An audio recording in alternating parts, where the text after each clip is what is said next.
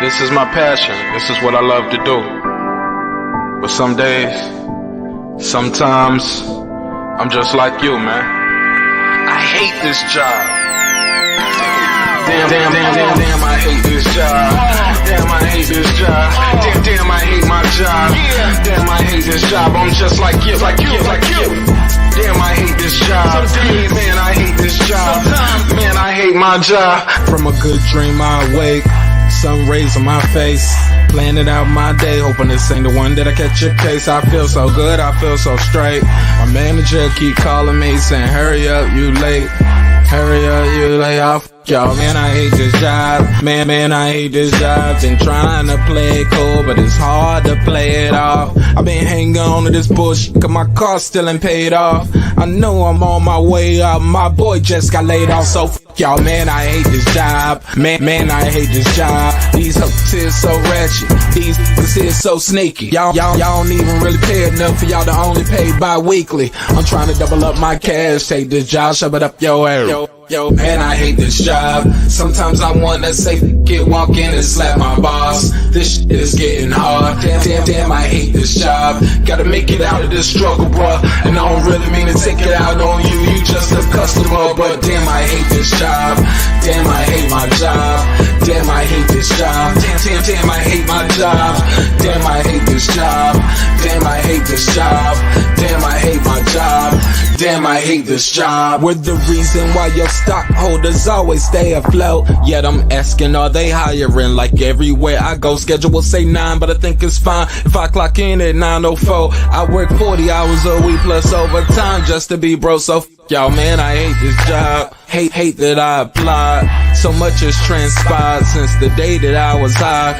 Told me I could advance, but you were telling me lies. Gotta give your notice before I quit, but you don't say shit right before I'm fired. Damn, man, I hate this job. Sometimes I wanna say, walk in and slap my boss. This shit is getting hard. Damn, I hate this job. Gotta make it out of this struggle, bruh. And I don't really mean to take it out on you. You just a customer, but damn, I hate this job. Damn, I hate my job. Damn, I hate this job. Damn, I hate my job. Damn, I hate this job. Damn, I hate this job. Damn, I hate my job. Damn, I hate this job. You and your procedures, you and your protocol, you and your policies, none of that shit don't apply to me. You and your quotas, you and your standards, you and your 2 sick days a year. Y'all niggas bananas. Wonder why the postman's posted with hammers, going postal with Popo on camera. His wage got him enraged, stressed out, it's hard to maintain. He flips the middle, grabs his. He said, if you don't get the picture, I quit, you ain't shit, mother. Man, I hate this job. Sometimes I wanna say, walk in and slap my boss. This shit is getting hard. Damn, I hate this job. Gotta make it out of this struggle, bruh. And I don't really mean to take it out on you. You just a customer, but damn, I hate this job. Damn, I hate my job. Damn, I hate this job. Damn, I hate my job. Damn, I hate this job. Damn, I hate this job. Damn, I hate my job. Damn, I hate this job. Look, man, I hate this job. I put my pants on one leg at a time, just like you. I'm out here trying to take care of my family. Damn, I hate this job. It's not always glamorous, for real, but I do what I gotta do for me and mine, you know? Damn, I hate this job. Damn, I hate my job. Damn, I hate this job. Damn, I hate my job. Damn, I hate this job. Damn, I hate this job. Damn, I hate my job. Damn, I hate this job. Damn, I hate this job. Damn, I hate this job. Damn, I hate my job. Damn, I hate this job. I'm just like you, nigga. Damn, I hate this job. Man, I hate this job. Man, I hate my job.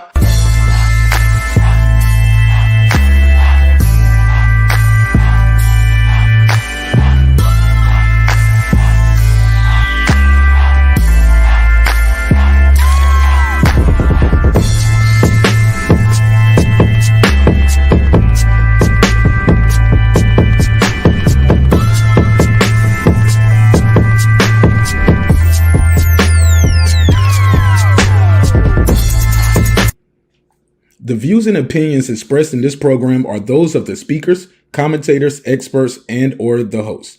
They do not explicitly nor necessarily reflect nor represent the channel's policy or the views held by the channel or broadcaster. The broadcaster or its channel cannot be held accountable for all or any views expressed during the program. Basically, if I didn't say it, don't come for me. You come for the person who said it. And please don't sue me for somebody else's words. With that said, let's start the show, motherfucker. This that squad sound.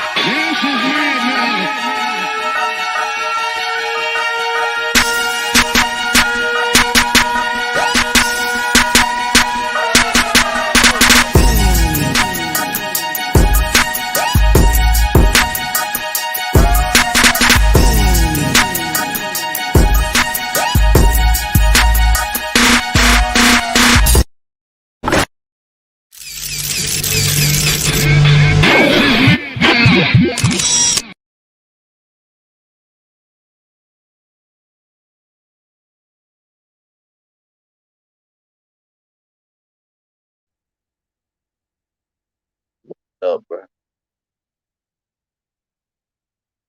Yeah. So what's going on, bro?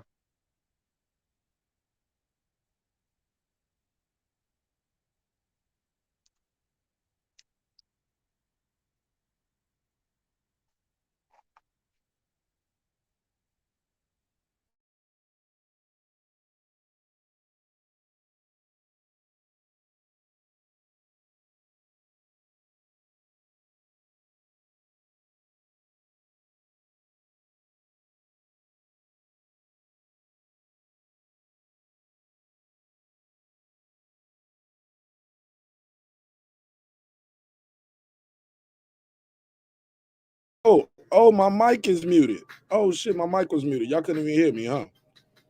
Yeah. What up, though? What's popping? What's happening? What's going on? You back in the lab with your man Marq. He is I am here. Another great episode of Breaking Beats. The link out there if you want to pull up. The phone numbers out there. Matter of fact, let me make sure I got the phone line open. Got it on the screen, but I ain't got the phone line up there. What up, Pigeon? How you feel? What's the deal, my brother? Yeah, bro. I've just been watching that fight, bro. Talk to me. Crazy, What you man. think? The UFC fight. Yeah. That was mad, bro. That was what was it? Whittaker against the other guy. That was a good fight, man. I think boxing's fucked up, bro. Boxing is garbage, bro. But boxing is a load of shit. You want to know what I think about boxing? You need Don King back. DK. Talk to Listen, me. everybody needs DK. These fake ass fucking fools trying to think that you ain't Don King, bro. You ain't Don King. Everybody at the moment in boxing is a complete moron. And Damn. I'm sick of all of them, bro. I don't want to be watching your little games. I want to be watching fights. And I detest what's his name? Dana White. What Listen, about him? he's a scumbag. Why you say that? He only pays 10% to his fighters or 12% what they fight. Mm. Listen, What we've got. you should be getting paid? I just think we got idiots in control of combat sports. We've got Dana White, who should be called Dana Slave, man. Oh Then we Lord. got, oh yeah, and then we got Al Heyman, who should be called. We I got a ain't even, fool. We got oh a Lord. fool versus an idiot. They're both complete morons. There's only one guy that should come back, and that's Don King. Don King's still Nothing. around though. Don King just put on an event a couple weeks ago. He got Yeah, Macabre. but he's 90 years old, bro. He ain't gonna be coming back. I mean, he's still around though. He just put on a fight a couple weeks ago, like about 2, maybe not even 3 weeks ago. He had a fight with Macabre. Yeah, but come on, man. He's the same age as he's twice my age, bro. Give him a rest, bro. I mean, he the same age as what Bob Arum though, ain't he? Ain't nobody telling Bob Arum he got to sit down yet. Yeah, but Bob Arum has a lot of he has sons and people that do his operations. Don King don't. I'm speaking to Rick Glazer next week in 4 days. I'm speaking to Rick Glazer in 4 days. You know who Rick Glazer is, right? Yeah, but look, Don He's- King do got children. I think his children are involved in his business.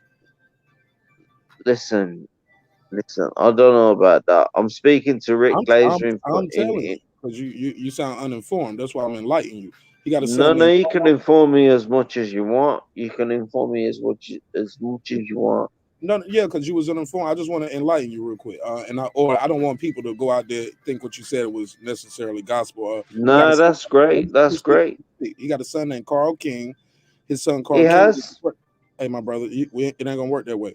Let me mute your mic real quick so I can say this. He got a son named Carl King, who is the president and CEO of CK Sports and Entertainment Group. So his children have went off and doing his own thing. His son been in the business for over 40 years, bro. I just want to make sure we clear on that. But go ahead. Yeah, we're 100% clear on that. And speaking to Rick Glazer in a week. Congratulations. What y'all gonna talk about? The fact that we want Don King and his family to come back. They're We not all know. gone. They're not gone, bro. They just put on an event 2 weeks ago. Yeah, but Mukabu, he got we want them. We know all about this.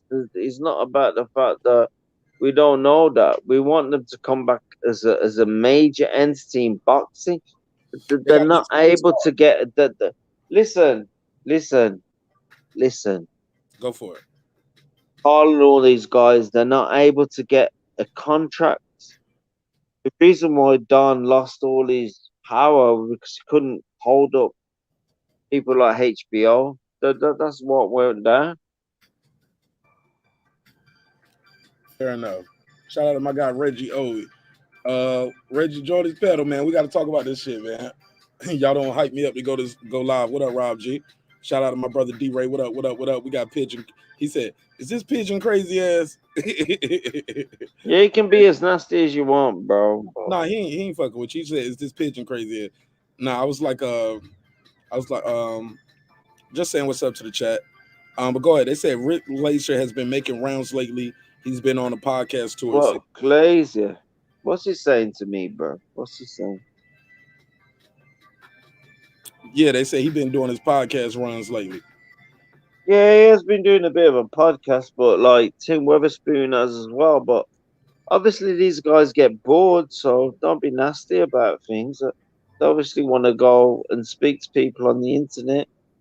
You had Bill Haney. Yes. I've Is been Rick speaking Glazer promoting fighters? Is he a promoter as well? What is he out here doing? He's not doing anything at the moment. He used to do things for Don King, but he doesn't do anything now. Why is that? He's an old guy, so I don't know what he does at the moment. Oh, make sure you ask him what he's doing. I want to know. But look, man, let me ask you: did you see the fight with DanielJacobs over there in the UK today? I watched that fight. He got beat. Got his ass beat, bro. Got out hustle right in the middle in the middle rounds, right? Listen, that guy's ears. You're talking about ears, bro. You said ears? I'm from a different generation to you, bro. So I'm gonna be a bit nasty. That guy's ears was flapping around like Will Smith on drugs, bro. I ain't watching that shit, bro. I watched it. I watched the last 3 rounds. He was losing that. Come on, bro. Talking about what fucking Danny Jacobs. That guy and nothing. He had his chance against that guy, GGG. He got beat. Yeah. He got floored in what was it, the 11th round against him? I think so. Hey, Reggie said take your beanie off. He said he wanted to see if the barber fixed your hairline yet. Did he fix your hairline? My hairline's sweet, man. I'm 52. Hey, look at him. Look at him. He got a head full of hair. That's real hair too, right? Okay. He don't combed it all down. Yeah, I'm sweet, bro. I'm 52 years old, bro. For sure.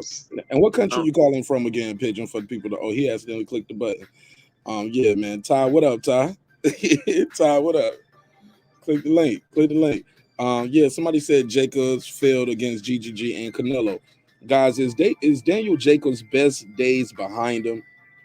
Y'all let me know. The phone line's open 244. I'm about to give out my real number. 4707059507. 4707059507. Did Danny Jacobs get robbed? I saw the fight. I didn't think it was a robbery. I thought Danny Jacobs got out hustled, and he stayed at Southpaw way too long. Like he switched to Southpaw, and from there, it was like, what the hell is he doing at Southpaw? He was getting out jabbed by the shorter guy with the shorter reach. He was getting on the inside. My man was throwing little short uppercuts. Danny Jacobs was trying to do the Philly shell, or the what they call it, the Mayweather shoulder roll. And every way he rolled, he was getting popped. Rolled over here, pop. Rolled over here, pop.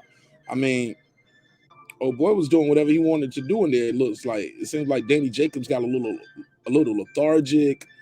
I don't know. He just couldn't seem like it was times when he switched to the southpaw. I was like, is he gonna pull the trigger? Pull the trigger. Yeah, his best fight might have been Peter Quillen. I think he beat him in the first round, right? Was it the first or the second? Peter Quillen ain't been the same since. Shout out to Kid Chocolate though. Cool dude. Met him once. He was a real cool dude. Danny Jacobs' best days are definitely behind him. Damn, say it ain't so. Somebody said Jacobs got DP'd. Yo, shout out to my West Coast homies. Every time y'all say DP'd, my mind thinks somewhere else. That's kind of weird, respectfully. I'm like, I don't want to get DP'd, and I don't want to DP nobody. Respectfully. Jacobs is a C level at this point and just a journeyman now. Oh, man, say it ain't so. Oh, shit. Damn, Danny Jacobs. Got to put a case on that one. Journeyman? Well, he took a journey over there to the UK and got out hustled, got out worked. But I got a survey in the chat, ladies and gentlemen, asking you guys, was it a robbery? Also, we was talking about that UFC card tonight. Shout out to Israel. Israel pulled it off, man. I ain't gonna lie. I thought the fight, I thought he was doing a hell of a job. I thought he easily won round one. Round one was no competition. Round two, here's the deal. I think just because the guy started doing a little better than he did in round one, you wanted to give him a round. If any round, I probably gave him, round 5 at best. But all them takedowns, man, people be thinking, yeah, the crowd goes crazy. Oh, takedown. But you got to do something after that, man, in my opinion. Let me see what they talking about. He said Izzy pulled it out, still mad. He riding for Joe Race. Oh shit, call in, bro. Click the link or either call in. I was gonna ask y'all about that too. They said Joe Rogan wasn't there tonight due to scheduling conflicts, right? But y'all didn't know his schedule. Y'all been know this UFC schedule. Y'all didn't know his schedule. I just find that hard to believe. I think they trying to let things die down a little bit and see how people react. That's what I believe. But shoot, that's just my opinion. I could be wrong. 470-705-9507. 470-705-9507. Shout out to my guy Reggie over the Killer Show. Did a hell of a job over there commentating, bro. If you didn't know, subscribe to this man right here. His name is Boxing Conversations with Reggie Owens. Super cool dude. Got a great channel over there. Great channel. Let me see what they saying in the chat. Okay, I read that one. Shout out to my guy Con Shonery. He said, damn. He said Danny Bez. Oh, he said Danny Bez victory was against Deverenchenko. And close rounds, and close seconds are Fletcher and Truex. I don't know about that one, respectfully, Sean. I might disagree with Sean on that. I think that Peter Quillen win got to be up there in that top. But that was supposed to be a closer fight. That was like the battle for Brooklyn, and he starched him, as they would say in the UK. He starched him. They sparked him. He sparked him clean out. Shout out to King Third Eye Supreme. That's a dope name. He said, nah, man, Jacobs won, and I had Jacobs beating Triple G. I know that Triple G fight was real close. I thought it was a lot closer than what they had it. Damn sure did. Triple G, I thought I don't know. I thought that fight was a lot closer. As far as this fight tonight, man, earlier today with Danny, I feel like that could have went either way with Danny Jacobs, though. I don't know if he was robbed, though, because you can see it was times he was getting out hustled. Danny Jacobs let that man out hustle him in round 7, 8, 9, 10, 11 and 12 could have went either way. A lot of those rounds could have went either way. Danny looked a little lethargic, man. I like Danny Jacobs, man. Do y'all think my man Rob G said he a gatekeeper? Damn. Phone lines are open too, 470-705-9507. Call in, let me know what you thought of that UFC card. Also call in, let me know what you guys thought of Danny Jacobs or anything else you want to talk about. Random topics, man. It's the pop-up episode. Just seeing it, chopping it up with the family. Had a good time over there watching the commentary with Reggie. I was watching over here. Had it on the backup stream, letting some people watch with me. Shout out to my guy Piero. He said, "What up, Mark? What up to you, my G? Let me give him the drop. What up? What up? I ain't do no drops neither. Let me give him the drop. What up, though? What up? What's popping? What up? Let me see. Let me go back to the screen. Take this off the screen. I got too much going on right here. Boom. Okay, these are the phone lines and these are the drop. All right, cool. Yeah, what up, my G? Let me see. Shout out to Brett. Brett said, if you think Joe is a racist, you're an idiot, and that doesn't listen to him. That's a CNN hit job by your puppet master. Let's go, Brett. Let's go, Brett. What up? Shout out to you. Call in. Love to hear y'all talk about that, because look, it looks bad when you hear that monologue, well, not the monologue, when they do all those clips, and it's like mad episodes, and you could just hear him saying it, but it doesn't give context to the content. But I've also heard some people say, hey, look, I don't care what way you're using it. You don't have to say that. You can say N-word. You didn't have to say the actual word, and he's just so comfortable using it. I think that's what bothers people. The Planet of the Apes thing, I just think some of that shit with Joe Rogan might be getting taken out of context, but if some people think he's racist, that's their perception of him. You know what I'm saying? And it's because some people are going to say, hey, look, I don't want to hear Caucasian people using that word in any capacity, at any tone. Is not, but on the flip side, some people say when they can't use it in context and telling the story. And then he said, nigga, you blah, blah, blah, blah, blah. People like, no, you better say N-word. So I guess it's all about how you perceive it and how do you feel. But Joe Rogan, I mean, no matter how you feel, you ain't gonna say nothing. Tony ain't gonna kick your ass. You better have that strap on you. Joe Rogan probably got a knife on him and everything. Joe Rogan got that knife work. You know how to grapple. He gonna kick your ass, and then call you brother and smoke a blunt with you. Yeah, I've seen some people though. They really just don't like that whole Joe Rogan thing. But I believe this was a filling out process with UFC 271. I believe they wanted to see how people was going to react, how the fill-in commentary was going to do. They said that Gabe Rosado fight was very telling at the end. Right. I'm jumping around a lot, guys, because it's just me up here. And I'm reading the chat. I ain't had no topic for the night. Won't even plan to be here. Just doing a pop-up. Danny Jacobs, man. Danny Jacobs, man, he did good versus Gabe Rosado, but I thought he lost that. I thought Gabe Rosado beat him easy. Oh, y'all, we got to talk about Derek Lewis going to sleep, too, though. Had his chin up. My man, the Samoan came out there playing girls just want to have fun. Who comes out to McDonald's girls just want to have fun and then sleeps Derek Lewis? Boom. Face down on the canvas. Yep, he got him. He got him out of here, bro. Let me see what they're talking about. He said, Israel said it best. Fuck the noise. How about that? D-Ray Promotions, salute to you, my brother. What Ty say? Okay, I already read that one. Let me see what he's saying. He said, yeah, Joe Rogan had a scheduling conflict. He had himself scheduled to call the fight. But Disney had him listed on the schedule as, get the fuck out of here. Right, Reggie, that's some cap, right? Talking about we had a scheduling conflict. Hold up, bro. With me, man. You joking with me. If y'all think the UFC didn't know Joe Rogan's schedule, I'm gonna need you to hold this. Now look, respectfully, I wouldn't do this to any of you guys in person in real life, but for the sake of entertainment value and for the podcast, hold this. Nah, man. Well, no scheduling conflict. They knew what was up with them. Y'all smashed that like button on the way in the room. It's 37, almost 40 people in here. I only got 12 likes. Y'all bullshit. And we got 25 votes on the poll. Y'all want me to end the show right now. Damn. Y'all ain't even smashing the like button. So we got 25 votes on this poll. 52% of you guys saying DanielJacobs did get robbed. Oh, shit. Oh, shit. Put a case on it. Call in and let me know why. What round? I'm saying, why? DanielJacobs got out hustled, y'all. We just got to keep it a buck. DanielJacobs got a little out hustled in there. Shout out to Con Shonery again. What do you say? Con Shonery said, he's talking to Steel City Luke. He said he's definitely on a suspect list, but he has earned a higher company.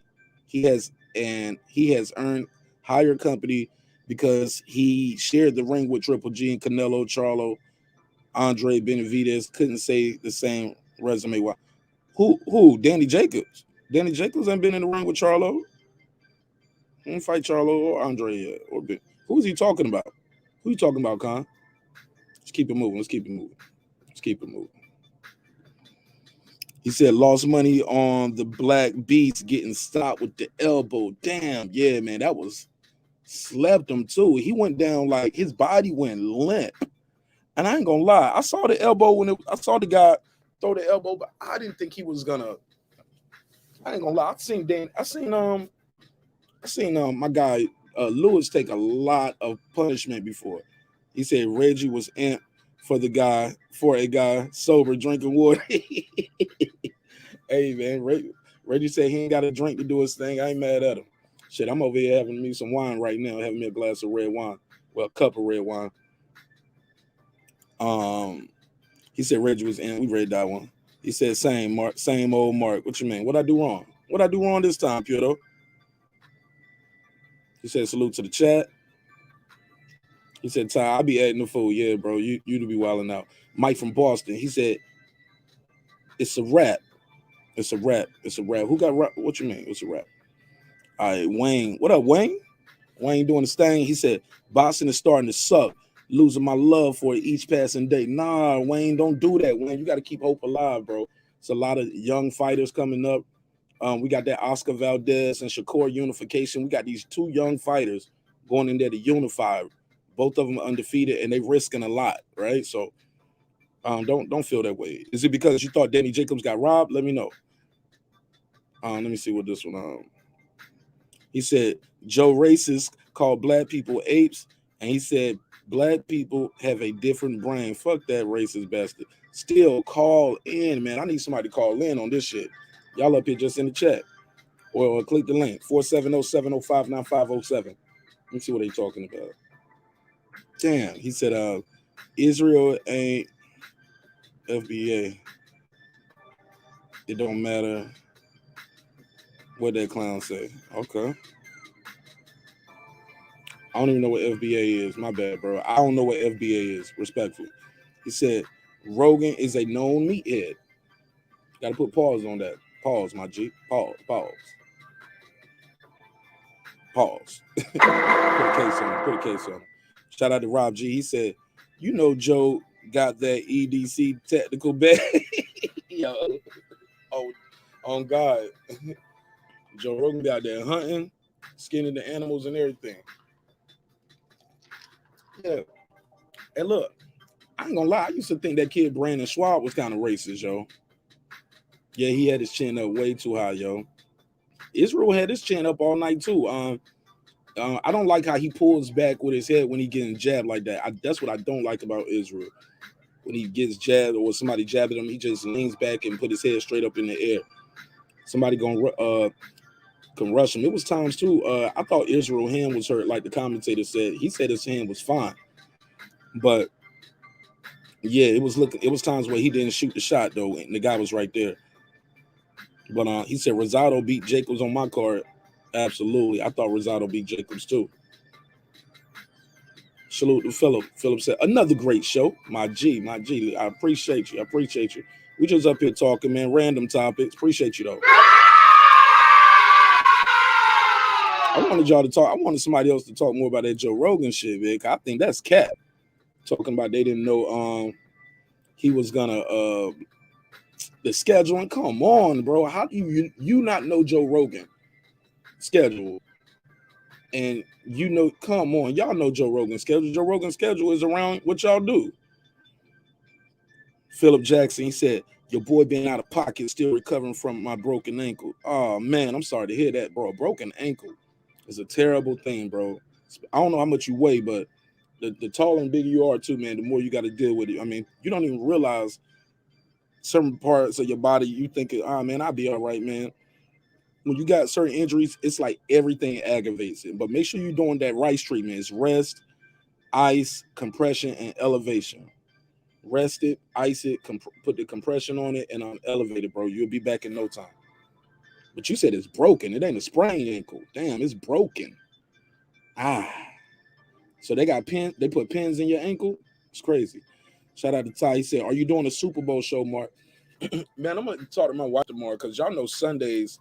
I do daddy duty on Sundays, so I'll get up with her, see what she's gonna do. But she might have to switch with me. But I was gonna talk about it. I definitely want to do a reaction to it. So if I don't do the whole Super Bowl, I'll definitely be live doing a reaction. Because by that time I have my daughter in the bed. Yeah, but I'll be on daddy duty on Sundays, man. That's one of my days. But maybe, probably, I'll probably do one. And we'll just be talking about it. If it's good, if it's trash, it's trash. The phone lines are open too. Smash the like button on the window room. He said, what percent African you got to be to use the N-word? 50, 25. Obama was like 50%. It's 49%. Okay. Laugh aloud. It's so dumb. Good question. I don't know. What you think, Brett? If you have, I know guys that have black, have white, and they use it. I know guys who and girls who are biracial, and they the word is repulsive to them. They get truly offended. So I guess it's about culture too. It's not really. I don't know, man. I ain't got all the answers on me. I just know. I do know this. I hate when people tell me my homeboy gave me a pass. I can use the word. He said, Marq, you cool with the Kente Club Klansman avatar tonight? No complaints, son. I'm probably gonna take this episode down. This video ain't monetized neither, bro. I didn't monetize this. But obviously, you don't care. Nah, it's cool with me, man. This video ain't monetized, and I'll probably take it down. Who knows? Let me see. If Israel fought a taller guy, but if it make you happy though, Ty, I just want to put your comments on the screen though. We can do it like that too. How about that? Israel fought a taller guy with better boxing skills. He would have been KO'd with some of those habits show. Wow. If Israel fought a taller guy with better boxing skills, he would have been KO'd with some of those habits he showed. Right, man. But Israel is surprisingly extremely strong, like for his frame. Man, he had that guy lead leg looking like hamburger meat too. Hamburger meat. Leg was looking like hamburger meat. Shout out to my guy Luther, PGH Big Dog. Like that show you did over there, man. I shared the link and everything with the neighborhood, man. I wish you nothing but the best with your channel, and I hope the channel really grows. I'm gonna keep supporting you. I appreciate your support here as well. He said, shout out to Reggie, said salute to my brother Steel City Luke. He said, yeah, they put screws and plates in it. Yeah, man. You know, I was a combat medic in the Army, man. So, and my wife's a nurse, so I get it. I get it. Trust me. Jacobs ain't get robbed. He should have had back-to-back. He should have had back-to-back losses. Oh shit! Damn, put a case on it, Luke. Put a case on it. I think, I thought Gabe Rosado beat him, yo. I really thought Gabe Rosado beat him, and I thought he beat him easy. Not easy, but very. It was convincing. How about that? He said, I just found out yesterday the Rams are LA Rams. I thought it was St. Louis. Shout out to Rob G. The Boston Scholar, he said, just tuning in. What happened, bro? We was talking about the UFC. I was on Reggie show. Them niggas gassed me up to go live. It was like, man, go live. Who's doing an after party? And I was like, fuck it, I'll push the button. And then he left me hanging. Oh, he said, it's not monetized. Let's start some shit. Do whatever you want to do. The video will be down in the morning. FBA, okay, fundamental black American. Thank you, still. I did not know what that was. Is a fundamental black American. Izzy has no business saying Joe can use that work Well, use that word. Damn, I wanted him to get KO for buck dancing for Joe Races. Yo. Shout out to my sister Latavia. It's 11:11 on the West Coast. Shout out to everybody on the West Coast doing their thing and everybody pulling up. Smash the like button on the way in the room. Helps with the visibility of the show. I really appreciate you. Crucial said, I missed the fight. What was your score, Mark? Shit, I only gave old boy 1 round. I gave him the 5th round for the UFC card. And Jacobs and old boy, I felt like that fight could have went either way. Just like how the judges said it was 115, 113 on all 3 cards. Just 2 of them went for old boy. I keep saying old boy, John Ryder. Oh yeah, but Derek Lewis got knocked out, Crucial. Derek Lewis was doing pretty good in this fight. It looked like he was hurting old boy with every punch. And the Samoan came out there to girls just want to have fun, press Derek Lewis to the side of the cage. And once he got him to the side of the cage, boom, threw a big right elbow. Derek Lewis' body went limp. He looked like how Woodley looked when Jake Paul knocked him out. Like he just body went limp. He hunched over. Bro, it's almost like seeing somebody's body short circuit. That's why when people told me, I think Tyron Woodley took a dive versus Jake Paul, I didn't believe it because I saw, if you watch enough boxing, man, that's how people get knocked out too, the way their body just short circuits and they'll fall straight on their face. It's kind of sad too, especially if you see it in the street and they falling on concrete. You be like, oh no, you got knocked out and you got knocked out. What's good? He said, what it do, folks? Good folks. Jaden, what up, Jaden? He said, man, I think Joe is suspended until blank to the super. What's this? X comes down, just like Whoopi. Oh yeah, she was suspended off The View for 2 weeks. She was jumping off. She did get suspended for 2 weeks. Talking about the Jewish community. She said the Holocaust wasn't about race. Yeah, they got her ass right up off here. They said, well, race your ass off the show, Whoopi, respectfully. Reggie Owens, my brother Reggie O, he said, I'm jumping in the showing. I'm jumping in the show. Just make us okay. He gonna jump in, just make us a fool real quick. Shout out to Deuce Times. He said foundational. It's foundational, not fundamental. What it do, Deuce? He said, I agree. Izzy is a strong kid. Whittaker couldn't manhandle him. Bro, he's strong, bro. He is surprisingly strong for his frame. Yeah, Israel is surprisingly very strong. A lot of them skinny dudes be strong, yo. You be seeing a lot of these dudes, you be thinking they strong because they swole up a certain way, but the other dude don't have no body fat. He just be all muscle, tendons, ligaments, and bones. The other dude might just have a couple beer in him. Yo, speaking of the beer, what the fuck is up with this UFC shit where these guys drinking beer out the shoe? I get it. I've seen it done before, but like, this shit got to stop, yo. That shit is disgusting to watch. Like, who does that? Why is that a thing? I told Rich, I said, you're going to have athlete's mouth drinking some beer out somebody's shoe. Somebody been standing in line all day and waiting to get into the arena. They don't walk from the metro station, don't came into the building, walked around. They go into the bathroom. Y'all know how nasty these public bathrooms is. They got their dirty ass feet in there. They take the foot off, pour some beer in here and say, hey, drink it. And you be like, don't mind if I do. Bruh, respectfully, if you ever see me out there drinking beer out of somebody's shoe, open hand slap me. Slap! In front of anybody. Slap! I don't care if it's my wedding day and my mama's right there. Just slap. Slap! Drinking no beer at nobody's shoe. Are you crazy? What the fuck are we doing here? Respectfully. Conshani said, wow, so Joe suspended for his little old comment from 12 years of podcasting, and Whoopi offended Holocaust survivors.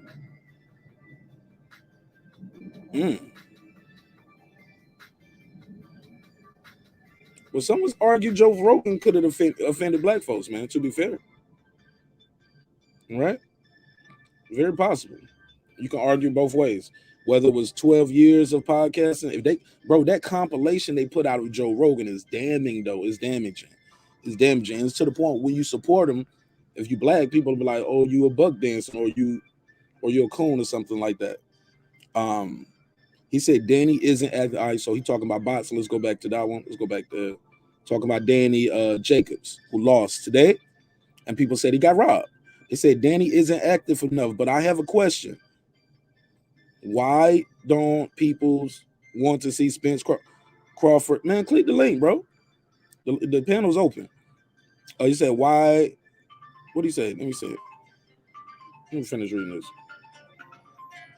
Brando, what up? What's up, Mark? What's up, man? How you feel? What's the deal? Welcome home. Welcome home. Welcome home. Why you didn't click the link? I didn't know it was a link tonight, man. Oh, it's a link out there every time, man. Well, you know, I didn't know that, man. I didn't know you do it. I thought you only do it on rare occasions, man. You know, I tune in. Man, the question I had, man, before I come in, because I'm going to get my kid a shower, and if you still up, man, I'm going to tune in. But, what time is it where you at? 1:18. In the morning? Yeah. Damn. The kids up late. Go ahead. Some ghetto kids, boy. Them ghetto kids gonna never go to sleep. Yeah, he's bad at it. But yeah, so the question I have, man, is we was talking the other day, man, and somebody said if Bud loses, they don't want to see the Crawford fight. And my question to that is, how come I can see a UFC fight where a guy got 8-9 losses and they still hype that fight up to be the best fight ever, and it's the best fight in the best, so you need to watch it. But if Spence and Crawford still is not undefeated, then that fight loses luster. Why they hold boxing to a different standard than MMA? The Mayweather effect, in my opinion, bro. I think it's the Mayweather effect. I really believe that. And I think it's fucked up. Me and Reggie was just talking, well, not him and I, but just he was talking. That was a repeated mantra he was saying on his show, and he was talking about. He was like, man, listen to this crowd. Look at the sportsmanship. The guy, he hold up his opponent hand, tell everybody cheer for my opponent too. He gave me a good fight. I just think they got better fans, man. I ain't gonna lie. I hate to say it because y'all know I'm a boxing guy to the day I die. But man, those UFC fans, man, they're good sportsmanship. They have good sportsmanship. They appreciate the fighters more. And also the way the business is set up, the guy who's in charge. Like they just don't be in there. Oh, he a bum, and they throw him away. They keep giving opportunities. And they quick to do rematches too. I think that's dope. I mean, they got a dope community, man. I ain't gonna lie. I just think the UFC, not even just UFC, MMA as a whole. These guys, they realize too, man. One kick, one punch, one twist the wrong way, somebody can take you out, man. So, I don't know. That's my opinion, though. I ain't got all the answers. What you think? Man, I tell you what, man. I'm gonna get him out this shower because he in the tub right now, he's being bad. And I'm gonna come on the show and talk about it because I'm gonna drop another video, man. UFC versus boxing, and I'm gonna go on your channel, man, and drop some jewels before the video even come out, man. I appreciate it. Try not to take too long. I ain't gonna be here all night. It's already 2:20 on the East Coast because I got to get some rest because tomorrow the Super Bowl. All right, let me get him in the bed. All right, respect. Reggie O with the Killer Show all the way from Vegas. How you feel, my G? Man, doing good, bro. Doing good. What a day of fighting, man. You missed the DanielJacobs fight today. Talk to us about this UFC card, man. What a nice card, right? Hey, that was an excellent card from the start. From the start, they put on the absolute brilliant card, man, from top to damn bottom. And the fans showed the appreciation of it. Fans showed the appreciation. Each fighter showed the appreciation. And I like how some of the fighters are starting to put that damn torch on Dana White ass as well. When speaking about what they want to get paid, what they need to get paid. And, you know, they function like true martial artists, man, where they're supposed to be respectable and disciplined. You know when to turn that shit on and you turn it right off. The fans, honorable fans, like they cheered, celebrated what they were seeing. That stadium was erupted in cheers, and even a slight boost for Izzy at the end because they praised the efforts of Whittaker just to see him get in there and you know, because usually Izzy dazzles and shines on folks, but it was a hard fought fight. But Izzy won the damn fight, and they gotta appreciate that. But you know, sometimes people like to see upsets and things, but overall it was a great fight, man. I just hated to see Derek Lewis getting knocked out like that, but that's part of fighting, and that's what happened when you get big 260, 280 pound dudes throwing bombs at each other. It happens that way. And guess what? Ain't no excuses coming from them. Ain't no drug talk. Ain't no talking about shit in the gloves. You got to accept what happens with the outcomes in this shit. Fast, keep cooking, bro, because that's another thing too. Because old boy, Brandon, the boxing scholar, he was just pulled up and he asked me a good question. I'm gonna try to put it back on the screen. He said, let me see, where is it at? He said, no. He was like, yo, why don't people want to see Spence Crawford if Spence loses, but UFC fighters be having 8 or 9 losses fighting for the championship? Talk to me. It's these new age of people. People forget that when Floyd fought fucking Pacquiao, he just came off getting his ass knocked the hell out. But Floyd and them, the difference between that is that Floyd and Pacquiao fight wasn't a fight just full of that sector of boxing fans. Pacquiao had his loyalists of fans who were going to support him regardless. They still believe Pacquiao was a shit. Regardless of him getting knocked out, they're going to support it. Floyd had a contingent of fans who believed that Pacquiao would have defeated him. People want to see that fight. And some of them, you know, they seen as an edgy fight. So they didn't play into that, oh, Pacquiao just lost. They knew who the hell Pacquiao was. Floyd Mayweather knew who Pacquiao was. Floyd Mayweather almost seemed concerned going that fight. Some of his training routines changed. He knew the seriousness of the threat posed by Pacquiao. By him respecting that opponent, Floyd went in there and really controlled the damn fight. But boxing, these fools are too stuck on which they try to blame Floyd. Floyd ain't the fault of that shit. These fans have become so finicky. They don't know what the hell going on. Everybody's about wins, discount you if you take a loss. And it's just the wrong mentality of these people who haven't been through anything. They're looking for easy routes. They think everything's supposed to be easy. They write you off for one defeat. The MMA side of that, they don't view things like that. They know that you're a true warrior. You can pick yourself up, go work on things, get right back in there. Now, because a fighter takes a defeat, that it ruins a fight is besides me. But you have too many excuse makers who have come to this thing, and and then too many of these fans who act like they're fans. They're just influenced by other excuse makers, and they buy into this crap that they're just writing people off. They think every fighter's supposed to just walk away as undefeated fighters, but your greatest fighters of all time ain't undefeated fucking fighters. They've had to pull themselves up off of the damn ground. They had to wake them and shake themselves up out of being knocked out, going back in there to try to redo it again. So boxing fans, and the problem is boxing fans don't know the history. They come into this thing of in the new millennium and they think boxing has begun here, and they don't even go back to watch anything in the sport. They don't know nothing about the sport. You share some history of the sport, they fall asleep on it. It's just the delusion of these people and shit. It's just a lot of delusional fans in the sport, and they forget what it's been like. Many of the legends have suffered defeats, faced tough battles, have been sat on the canvas, got themselves back up, went right back at it. All the greats, except Floyd is the only unblemished guy, and they come in and seeing Floyd and they think that's what the standard is, and it's not. Floyd ain't just the only standard. Floyd did his thing. He was successful, but there's other standards in there. Okay. But so what do you think? I got to ask you about this Joe Rogan shit too. What you think about what's going on with Joe Rogan? Hold on, man. Let me take this call real quick. Ask you about this Joe Rogan shit too. Oh, 509, you on the line. Is this my guy Sam from Washington? Yes, it is. See, Sam, I'm getting better. I wrote the number down last time. What's up, bro? I see that, man. I see that. What's happening?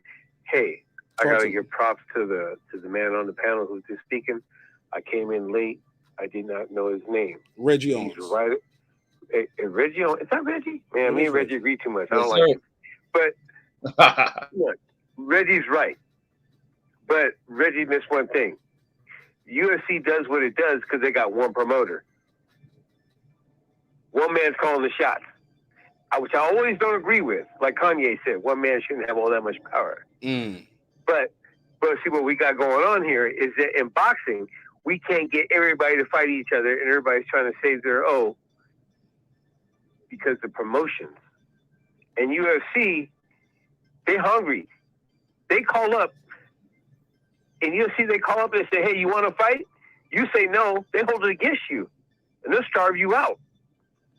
See, In boxing, it's a little different. They can move around. I'll fight this guy, or I'll fight that guy. We got four different divisions, four different belts, right? Right, or however you want to say it. You know what I mean? Four different. I got you. Organizations, and so they can jack around. What I don't like about the UFC is that they can play favorites. What I do like about them is that, like Reggie said, the best fight the best all the time. It's because in the UFC, if you turn down fights, if you duck people, they'll cancel you. And not the people, the UFC will. And that is what we need in boxing. I honestly wish a national commission would eliminate promoters. And we would just have it so that we would mandate that all champions fight champions till we have one champion, and then we would have tournaments for number one contenders. Because it has gotten so silly that we can't see the fights that we want to see. Absolutely. Good call, Sam. Hell yeah. Let me get Sam. Good call, Sam. Sam, I appreciate you. That was you watching. Are you the same Sam that was watching with me on the backstage, right? Or was that a different Sam? That was a different Sam, man. I just tuned in. No. I had the fight going on. I gave away the fight, and I was watching the backstage with a couple of the people from the show. I thought you was that Sam, but thank you again, bro. I appreciate you, Sam from Washington. You got anything you want to plug or promote before I let you go? As usual, just Jesus Christ. Absolutely. Praise Lord. All right, man. Damn, I should have asked Sam about that Joe Rogan shit. Let me ask y'all this, man. Look, man, we got 100 people in here. Wow, on a pop-up. Only 29 likes. Y'all ain't nothing, man. Y'all help me out. You like the content, hater? Click the thumbs up. Talk to me, man. Reggie, what's your take on that Joe Rogan thing? And the N-word compilation and all of that. Got it. The Joe Rogan greatest hits of the N-word. Man, I to me, the bugged out part is how people ignored it when he was doing this shit. And when people would make statements, it's funny how people jump on witch hunts. And when he did make the statements at the when I think he was doing that on YouTube, on his YouTube channel, is when that stuff first started coming out, how people ignored it. Oh man, people taking it out of context. I don't think he meant that. It was like, oh man, maybe he didn't mean it that way. But the same people who kind of stated it that way, today they come out. This is how people change over time. And what certain things have different meanings and acceptance, and what people pass over, you know, as time moves on, people's tolerance to shit changes. But he made this stuff years ago, and people ignored it. And when they hear it, they didn't think nothing of it because they like Joe Rogan, because he was probably hosting their favorite show, their favorite commentator. And many people was like, man, the hell with Joe Rogan. But he was allowed to continue to go on because he's doing his own thing. Nobody called for his job at the UFC. There was no protest and uproar from that. But now that this thing has happened to Whoopi, is people doing the same thing. Like some people are doing this boxing thing. Well, Kovalev went to jail and he wasn't written off. He went to, and why y'all doing this? Why y'all bringing up Charlo when Kovalev did this and this and that, and that type of shit. So this was going on with the Whoopi thing, coming out of her Jew remarks, and then having him to make these statements. And look, it's a white guy, got his ass suspended. But people are all out here on the witch hunt. And me, I'm not rocking with it. Now, with the uses of white folks saying the N-word, to me, it depends on what white person is saying that shit. Because it's not so much of a racist, the nigger word. Now, that ain't a racist word, and it just depends on who's saying it, because culturally, the meaning of that word has changed, but people have to be mindful of who they use that word around, not just white folks, even some black folks. Because I remember we was growing up, my cousin Mike and him used to always say used to say nigga when we was little. And me and my brother be looking like, ooh, like shit like that. Or we hearing it, it was like, it was a throwed off word. But it was like, it depends on who you're saying it around. Some people didn't catch it as, and then people be like, it ain't the N-I-G-G-E-R word. So it's like, it ain't like that. But that word has, that word meaning ain't what people think. It has nothing to deal with racism. These kids use that shit as fucking some of the most unilateral use word that you can ever think of. That shit means what's up, my brother, my dude. You can use it in a disrespectful manner. But for the most part, that word has no negative real meaning. It's almost like people use it as a greeting. And the younger generations, older generations of people don't respect that shit. People who pay attention to race history don't respect the uses of that word, and especially from other people. But the word nigga amongst young folks, all these races are using it. You can go look at old white folks calling each other niggas. You can look at Hispanics calling each other niggas. People are in the other side of it. People are so deeply influenced by what they do. Go ahead. But to be fair though, Reggie, those regular people that you're talking about, they don't have sponsors and people putting millions of dollars behind them. Let me get this call and we'll come right back to you. 619, you on the line. What's your name? Where you calling from, family? What's up, my boy? I'm calling from San Diego. My name's Alonzo. Alonzo from San Diego. Talk to me, Alonzo. What's on your mind? You know what? I am a Mexican American. I'm Chicano, and like I said, I it's not my issue. Like I said, I'm not white or black. Well, depends how you want to look at it. But you know what? I've seen I'm kind of confused by this issue. I've seen black people really stick up and roar for things that are smaller, and I'm completely shocked by you know what? If Joe Rogan was using the N-word in context, that's one thing. But I don't know why everyone's letting it slide. The comment he said about being in some hood in Philly and calling it the planet of the apes. That shit's. I'm surprised he's not getting hounded.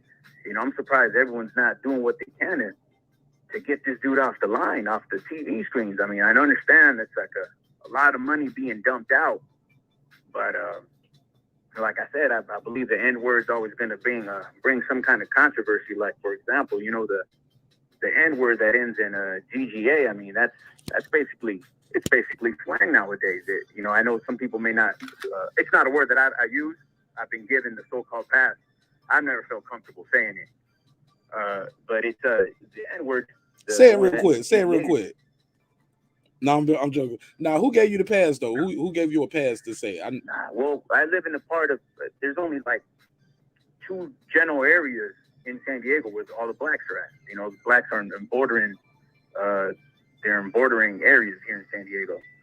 So, like, I've gotten passed from friends. From friends growing up, and I never felt comfortable saying it. It just wasn't my thing. I truly didn't feel genuine in me to say it. Have I said it, in the confines of, cleaning up or working out, or when you can't help it, when, the production on the rap song's real good? Yeah, but I don't never once grew up calling a homie the N-word, But this is just, I don't know, he's getting off too easy for me. Like I said, it's tripping me out that he's, like I said, he needs to be punished more, but we'll see what happens, but that's just that's my take on it. Fair enough. So you believe Joe Rogan should be canceled? If that's the term of today, yeah, I feel he should be somewhat canceled. He should take somewhat of a hit. I mean, I'm not discrediting his accomplishments.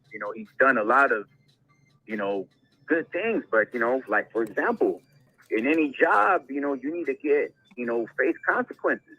He needs to face some kind of consequence, and something that doesn't seem like a slap on the wrist. Also, one thing that I would like to address some of the black community is there was a caller earlier.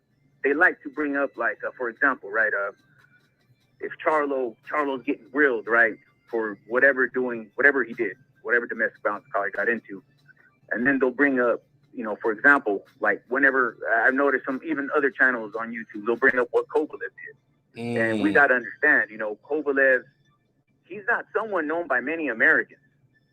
So that's why he never gets brought up.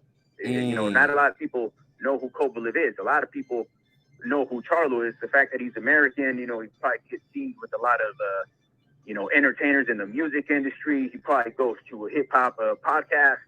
Compared to Kovalev, only real boxing fans are gonna know who he is, and somebody else, down the street won't give a shit who Kovalev is.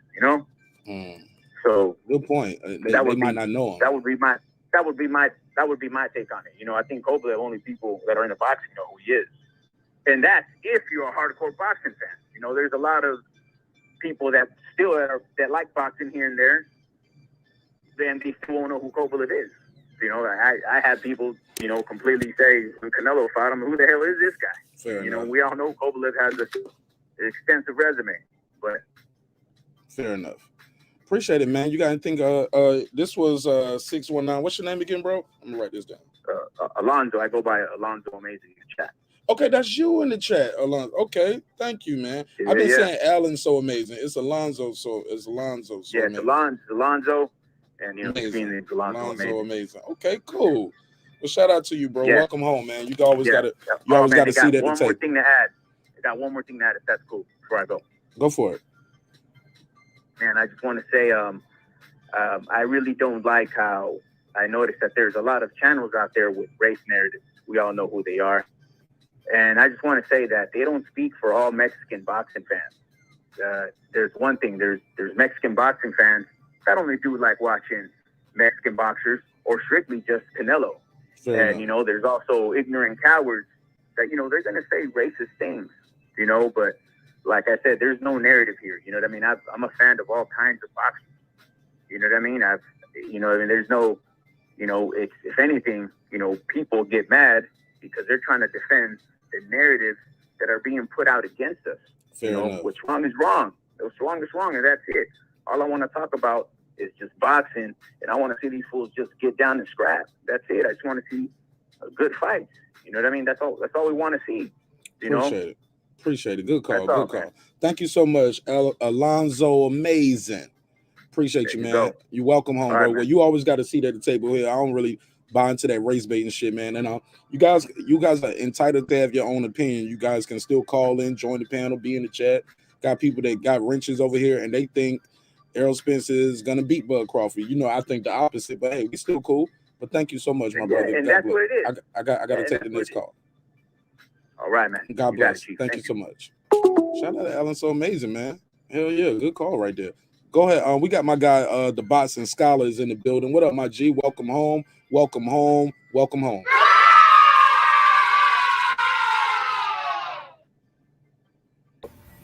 Talk to me. Hey, you seen The Harder They Fall, right? Yeah, I have seen. You remember that part where he was about to say the N-word and he shot him in the head and he could have said nincompoop. She said, we ain't no nincompoops. That's me. Mm-hmm.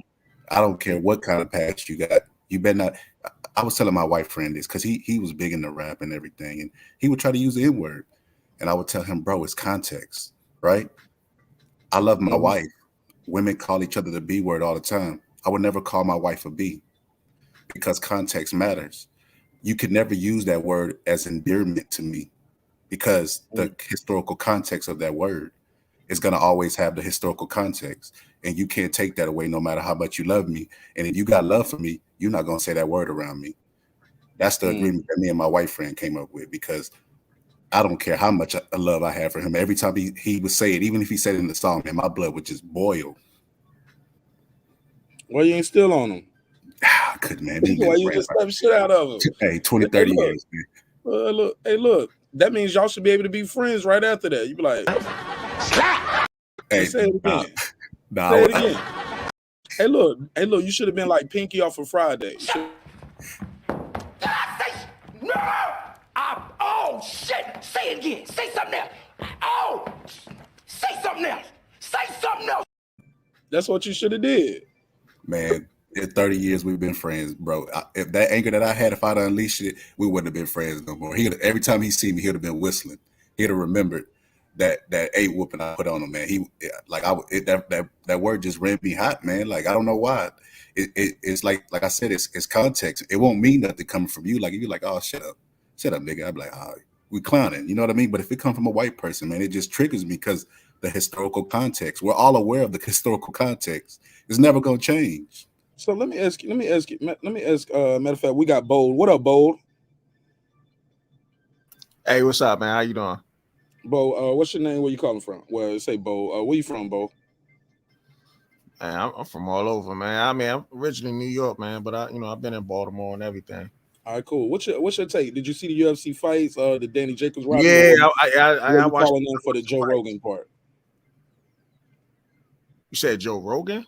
Oh, well, yeah. Well, they was talking about Joe Rogan being canceled for the N-word and all of that. They say he wasn't there broadcasting today, because he has a scheduled conflict. I'm calling bullshit. I think they sat him down trying to let this shit blow over a little bit.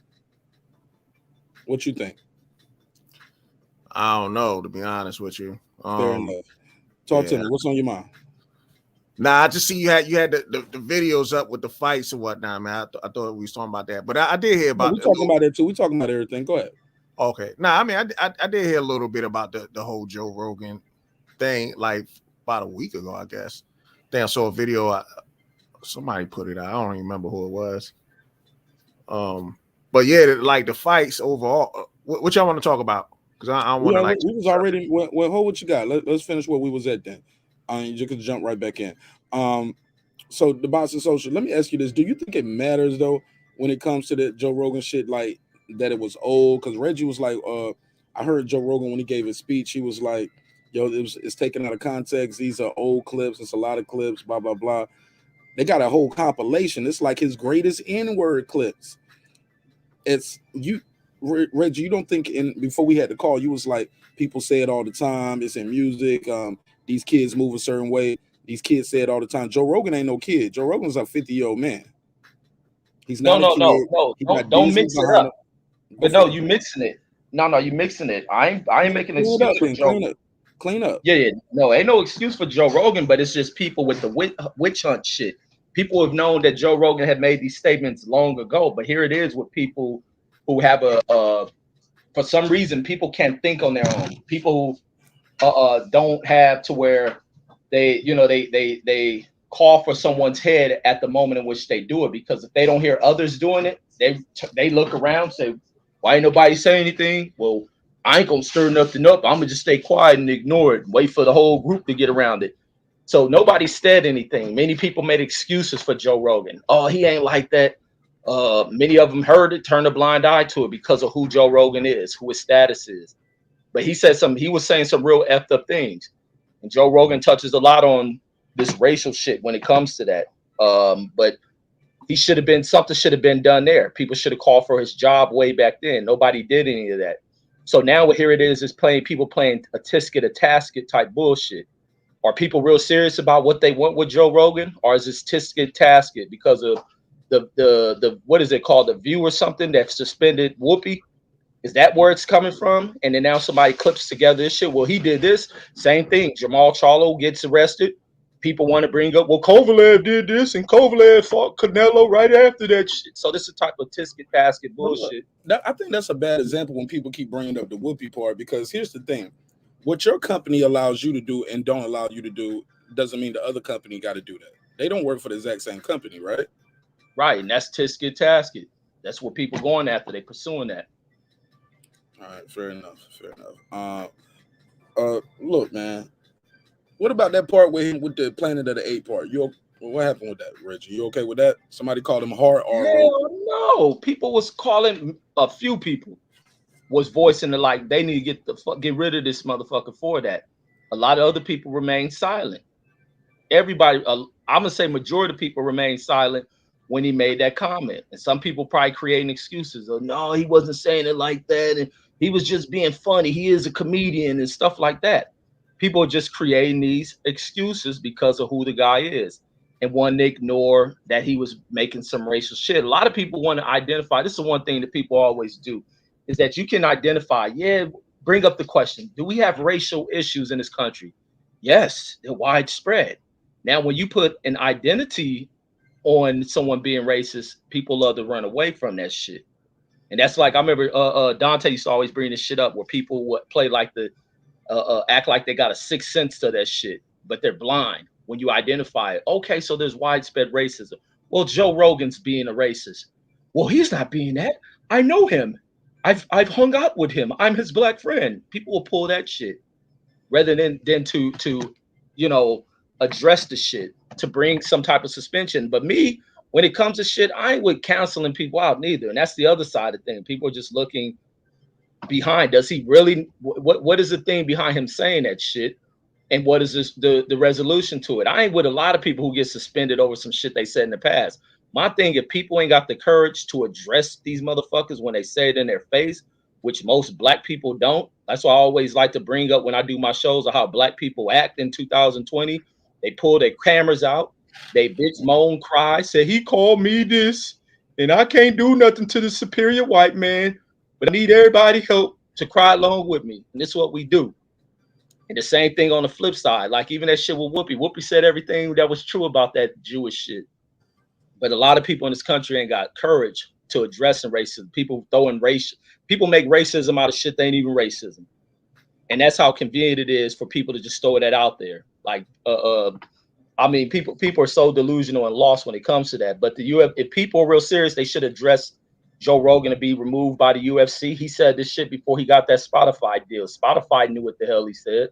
According to them, they didn't know all of this. They knew he had a successful show. You think they went through and watched over 1,000 episodes of Joe Rogan? No. Man, those are like his popular shows that he was making these comments, and it was people make videos. They knew what he said, but they didn't. 1,000 shows, Reggie. That shit don't mean shit. That's what I'm saying. No, I'm telling you, they didn't find. I just think it's hard to believe that they automatically knew he had said this and this mono, and yeah, I just think that's hard to believe. He got Mark, over 1,000 shows. Shows be like 4 hours long, bro. But Mark, those comments ain't nothing new. That's why it's so easy for the person who fucking clipped that shit together. This wasn't new shit. This is old shit from Joe Rogan that was well known that he done this. Fair enough. That shit wasn't hidden in a 4-hour show. People knew all about that shit. Okay, I didn't. I'm gonna be honest, I didn't. But I'll pass it around. Go ahead, the boxing scholar. Then we'll let Bo get back in. Yeah. So, what I was saying a while ago, man, context does matter, and I agree with him to a certain degree. But like one of the callers said, man, if I go to my job and I do something, I'm gonna get fired. I think Joe Rogan came out and apologized. So, he admitted that he did wrongs. Most of them wouldn't even do that. I don't know if it was the fear of what might happen why he apologized, but he apologized. And as far as I know, I think Joe Rogan has like a half black stepdaughter. Why would he even be using the word so freely? That it's the way he was using the words in the video. First off, who got that much time? Like you said, these 1,000 shows at 4 hours. Who had that much time to put these clips together? That's what I'm wondering.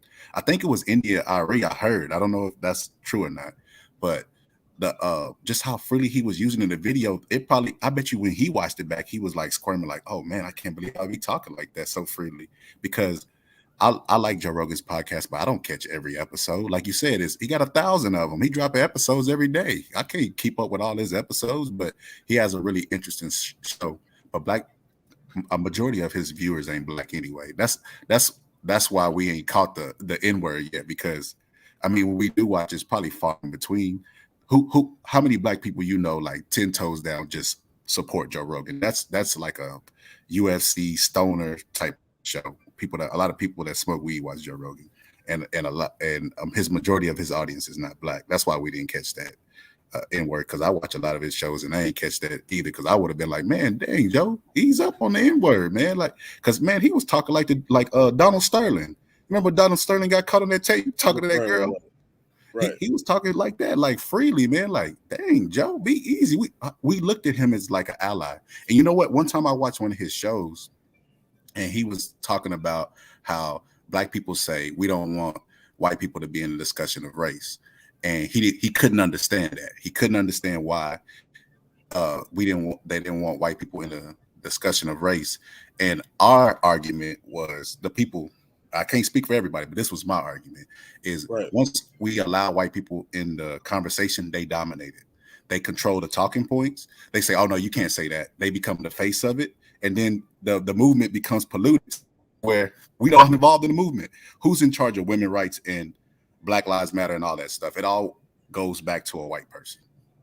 We need white people permission to do certain stuff, and you can't really say that. It doesn't look good, and we start to get watered down in our movements because we allow white people in. So if white people really support us, they will support us being independent ultimately. Fair enough. Go ahead, Bo. You want to jump in on any of this? Joe Rogan being canceled. Like, why was he? They said he wasn't covering this fight because it was a scheduling conflict. I'm calling BS on that. I think they was just letting some of this boil over.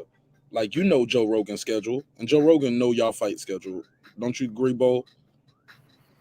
Yeah, I mean, normally he's the commentator for the fights, right? Right. How do y'all not know Joe Rogan's schedule? Is what I'm saying. That's crazy, right? Yeah. I mean, I guess they put him on ice for a little bit. They put him on ice.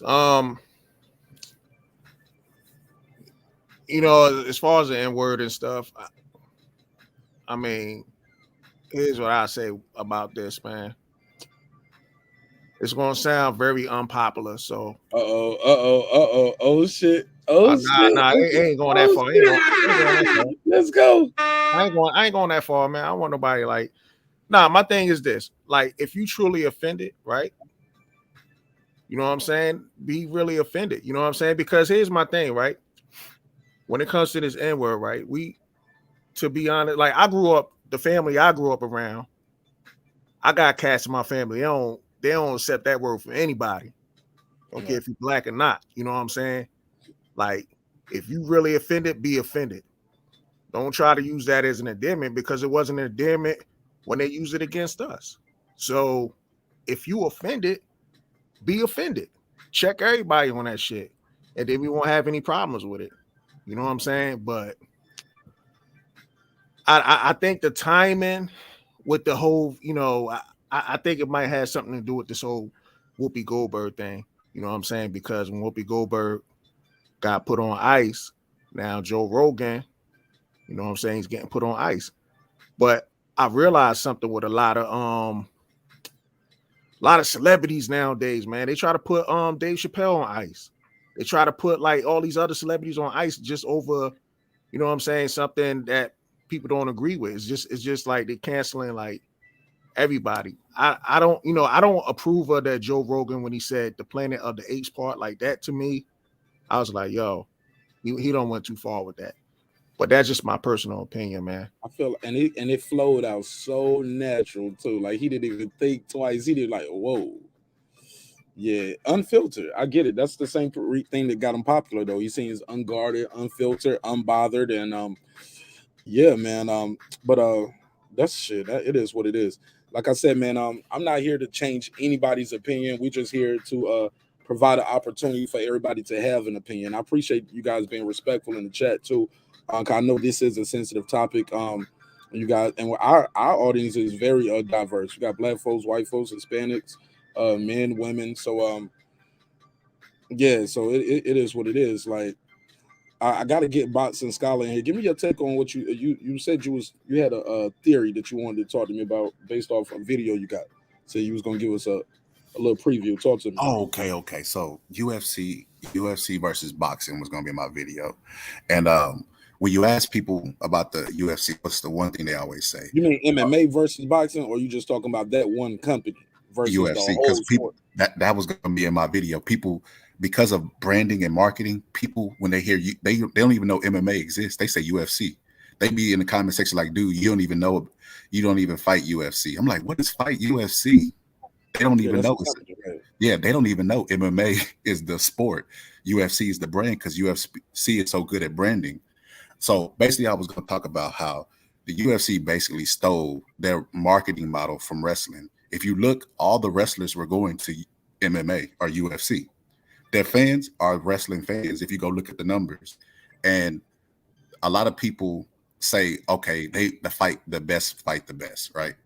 But if that was true, then you would have cross promotional fights like Bellator versus UFC. Because the UFC ain't the only brand, like we just said. It's MMA is the brand, and they got Champion One, they got Bellator, they got a whole slew of different fight companies, but they're good at marketing. So they're marketing to everybody. This is the best. They show you the highlights. He's the best. This is the best in the world, and he's fighting the best in the world. And they always say, okay, UFC people, it's okay to take losses. Why was Tyron Woodley in boxing then? He was in boxing because he took back-to-back losses in UFC and they fired him. They quick to fire somebody. The UFC do not accept people that lose over there. That's the branding is, oh, we don't care if you lose 2 fights back-to-back and see what happens. That's why all the UFC fighters like Rampage Jackson, Anderson Silva, people who built the sport are now coming over to boxing because they didn't give their whole life to UFC, and Dana White kicks them in their butt for all that they did, and they got to come to boxing to still make money. There was a guy in the UFC who still had an active job because Dana White. So one of your callers said we were the National Boxing Commission. And my whole deal with that is Teddy Atlas has been screaming that for years, right? Let's say, well. Huh? I too have been saying that for years. Okay, let's say we get a National Boxing Commission and Bob Arum is in charge of the commission. That's not fair though. He can't be in charge of it because he's not biased. Like there's gonna have to be a head though. Nah, it can't be a promoter though. That'll be a look. Roger Goodell don't own a team. You get what I'm saying? You can't be the commissioner and own the team. But what I'm saying is there's going to always be corruption. And when you make the power more consolidated, it's going to be more corruption. We all know about Kaepernick suing the NFL for colluding, and they didn't even fight it because they had proof, because they were colluding against Kaepernick, and it was obvious. And they had to pay a fine for that. It was illegal, right? But that's what they got caught doing. But they got caught doing that. They probably do much more, is what I'm trying to say. So right now you have different promoters, right? So you have the big ones, Eddie Hearns, Bob Arum, what's the other one's name? Everybody's always talking, PBC dude, Al Heyman. You have those guys. PBC is a company that put on television shows. They're not a promotional company.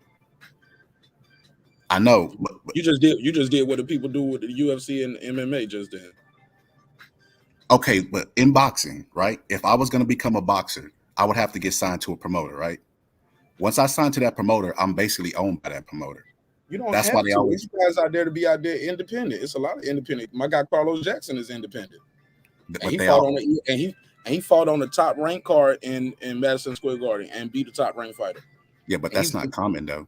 That's not what people ultimately do. It's more common than we think because everybody don't look. All the boxers in the world, all these dudes ain't signed to the 3-headed monsters. You know what I'm saying? Ain't signed to a promoter. But that's their goal though. Huh? The people I talk to, that's their goal because they're not making money independently. They're trying to get a promoter. Absolutely. They're trying to get them. Absolutely. Huh? It's like a rapper wanted a record deal. But that's what I'm trying to tell you. They're trying to, so that's the hype. That's what everybody's striving for. The record deal, what you said. The promoters, because that's the goalpost. But the promoters are still independent and you have options and choice. With MMA, it's only one choice. There's a video out there of MMA is more than one choice. You can go to Bellator, you can go to UFC. Excuse me. In UFC, there's only one choice. In UFC, there's only one choice. Get it together, baby. You over here stumbling. Yeah. Hey, can I just say something real quick, man? I'm fucking with you though, but go ahead, Bo. Hey,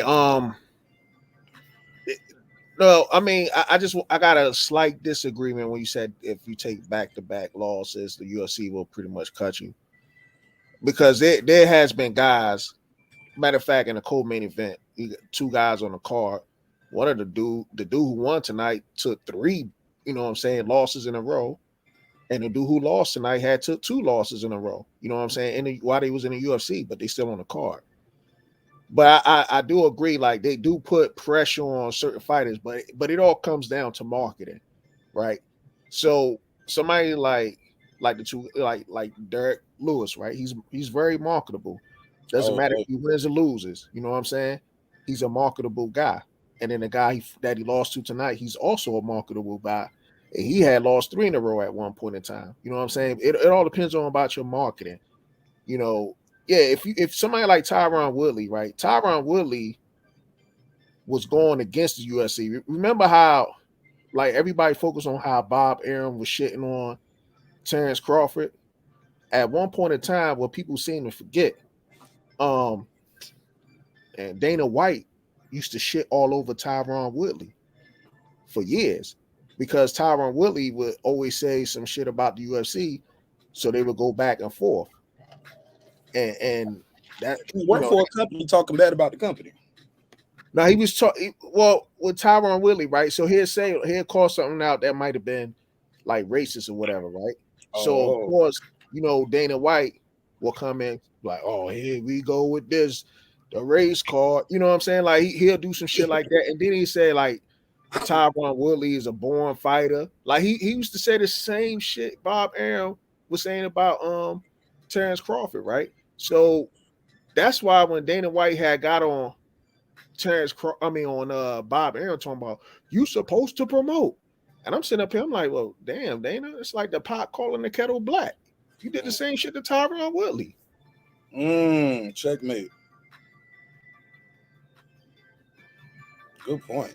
Good point. Go ahead, Boston Scholar. Reggie. Anybody? I was just going to bring that up when he talked about Tyron Woodley. I was going to say it's a video on YouTube right now of Brandon Schaub. He has a podcast, and he's talking about Tyron Woodley, like actually hearing them like blackballing him, like talking about stealing fights from him. Brandon Schaub brought this up, and he said Joe Rogan and them can't say it because they're employed by the UFC, but he's Tyron Woodley's friend. He's going to say it, that he actually like knows that they were trying to blackball him and force him to lose fights and force him out of the UFC. And then, so check this, what I mean by marketing, right? I remember going to school when they said, I don't like Brandon Schaub, by the way. Let me just interject, yo. When that Mayweather fight was leading up to Conor, they had this thing that they was doing, and they was talking. He said, man, he's about as small as his microphone.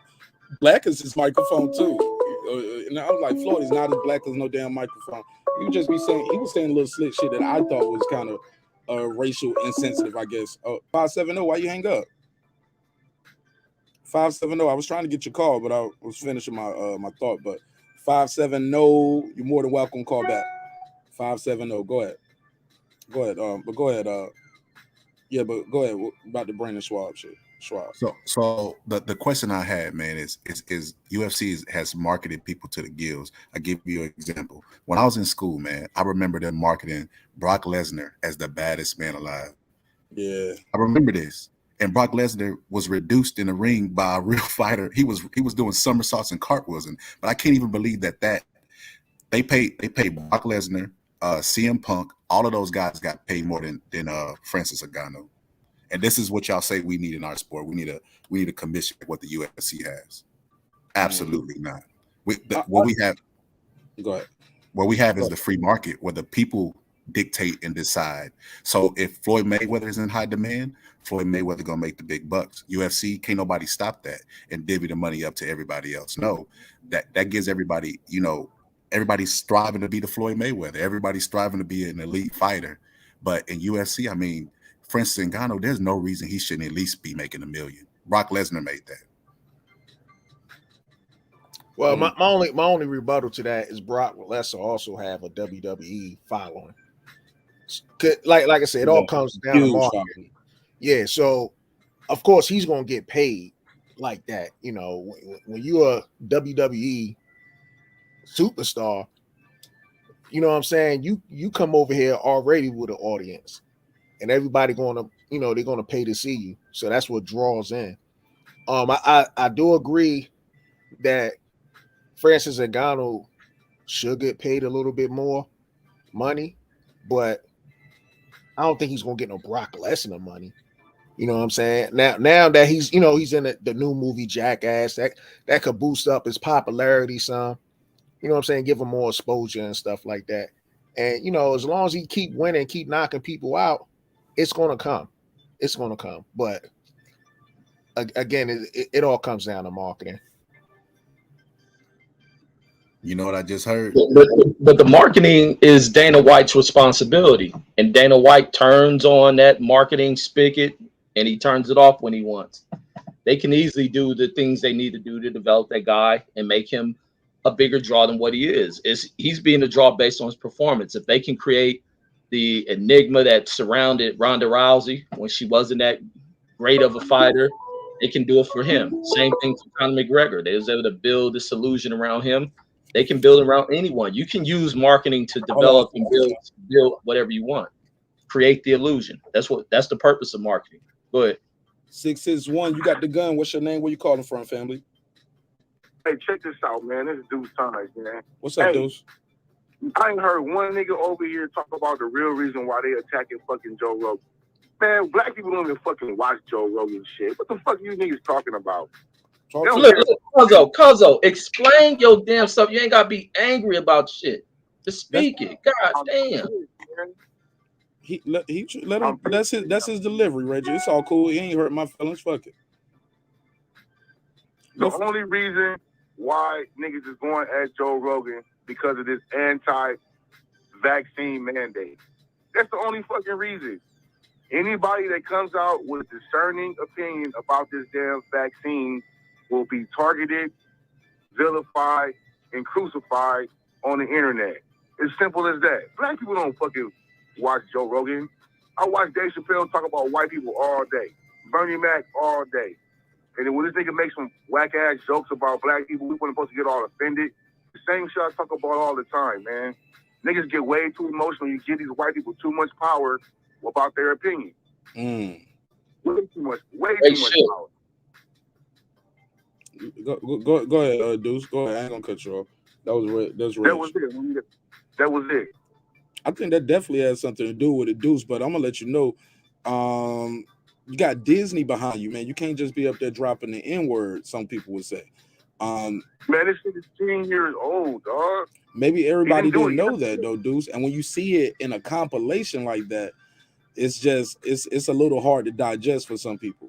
Some people can't just, whether they watch them or not, they don't think, you know what I'm saying? I didn't watch Don Imus. A lot of people didn't listen to Don Imus, but when he called those basketball girls nappy-headed hoes, people were offended. We in this age of sensitivity now where people can galvanize the troops and say, hey, we want to take our dollars away from you, or hey, look, it's black folks with position of power at ESPN and Disney and these other places.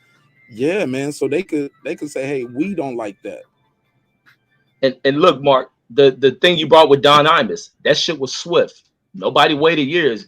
And that was a great call, fucking Cuzzo. And the thing, people didn't wait decades to come at Don Imus. That shit was swift as the comments came out his damn mouth. People heard those comments about when Joe Rogan made them. Nobody reacted to him. But Mike make a great ass point. Did about they have this the compilation though, Reggie? The compilation. They could have developed a compilation. You would develop a compilation if they ignored what Don Imus said, and then he said more shit. Then you can create a compilation 12 years after the fact. That Joe Rogan shit is a witch hunt, like I was saying. It's a witch hunt. And I think, go ahead. No, I was about to say that Dom Imus too. That shit was prime time when he was saying that shit, man. When he was calling them, you know, like you said, he was calling them nappy-headed hoes. They look like a Toronto Raptor and everything. And then he was comparing them to the Tennessee's, like, oh, they look beautiful. And you know, the team, I think it was Ruckus. He's like, they look like the Toronto Raptors. That shit was on primetime ESPN. He said there's some real rough looking girls out there. There's some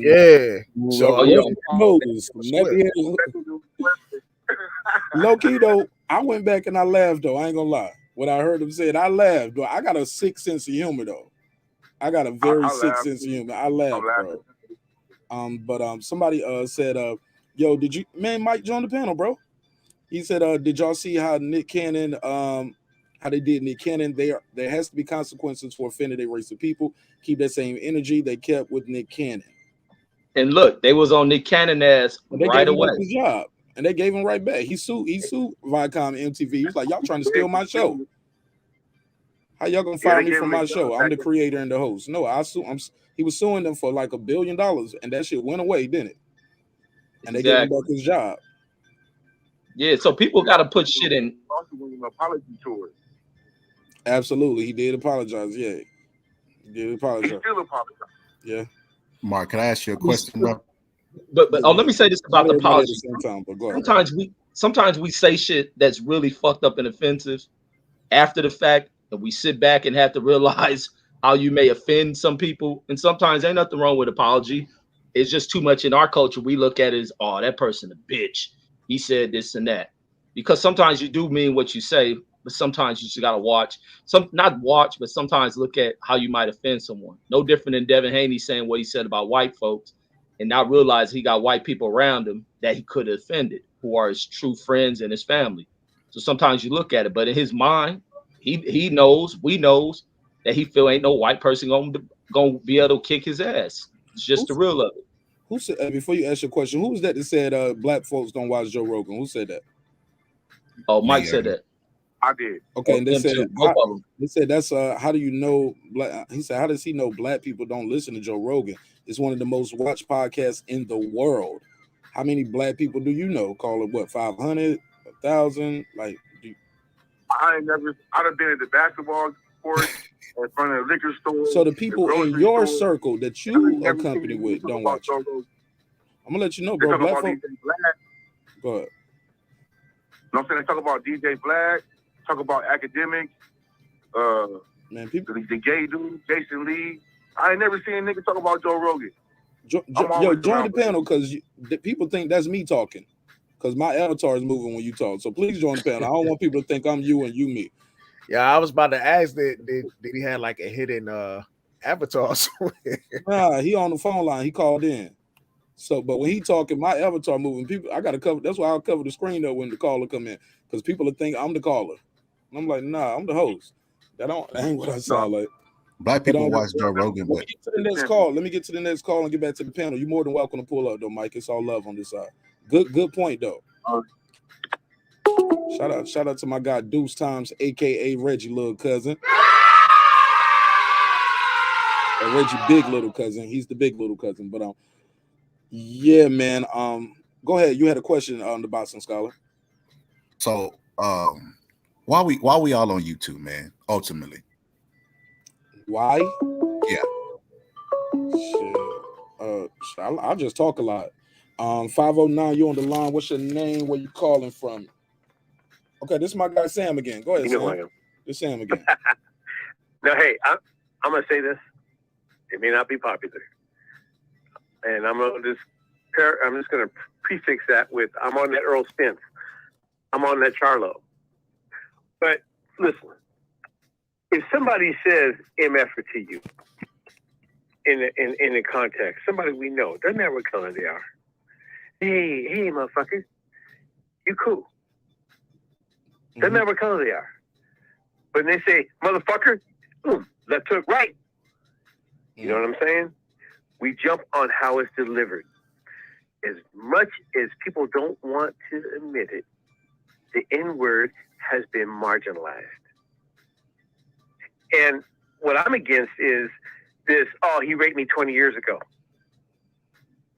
The Bill Cosby thing. These people come back 20 years ago. Look, if you'd had nothing to say in 2 or 3 years, shut the hell up. And that's how I feel about this whole thing, man. Everybody's too damn sensitive nowadays. I'm not about disrespect. My mother and father grew up in the South. Okay, I'm on the West Coast now. They tell me the stories. I know I know how it goes down. I knew what it was. But what I'm saying is that the same. We as people, black folks, we hear people say things and we take offense. But a lot of the people I know are just as racist as the white folks they're complaining about. How so? At what point? How so? Huh? How so? Well, I'm just telling you. I know people who blame the white folks for everything. Right. But that's not them being racist just because they have a victimhood mindset. That don't mean they're racist though, right? Okay. Well, but you get what I'm saying? Those are two different things. We can agree or disagree how we rate it. No. I'm just saying. I'm okay with that. My definition may not be the same as yours. That's why I'm asking you. So, Sam, that's what I'm saying. So, you said black folks that are racist as white folks. How do they show that racism other than blaming white folks? Give me another example now. How about that? Well, once again, though, when we speak from that dynamic, we're not in power. But my point is that, like you just said, the victim attitude, the victim theology. I have friends sometimes I'll look at it, it's like, oh man, I'm not going to get ahead. You said you're not going to get it. It's really hard. It's really hard for me to even to. It's such a wide. That part I wasn't ready for that question. That's a great question, Marq. Fair enough. Hey, I really wasn't ready. My bad. My bad. I didn't mean to stump you right there. Hold on. You know what? I know what to help you. I know what to help you think better. You ready? Go. Bruh. I'm joking. Hey, Mark, can I add something?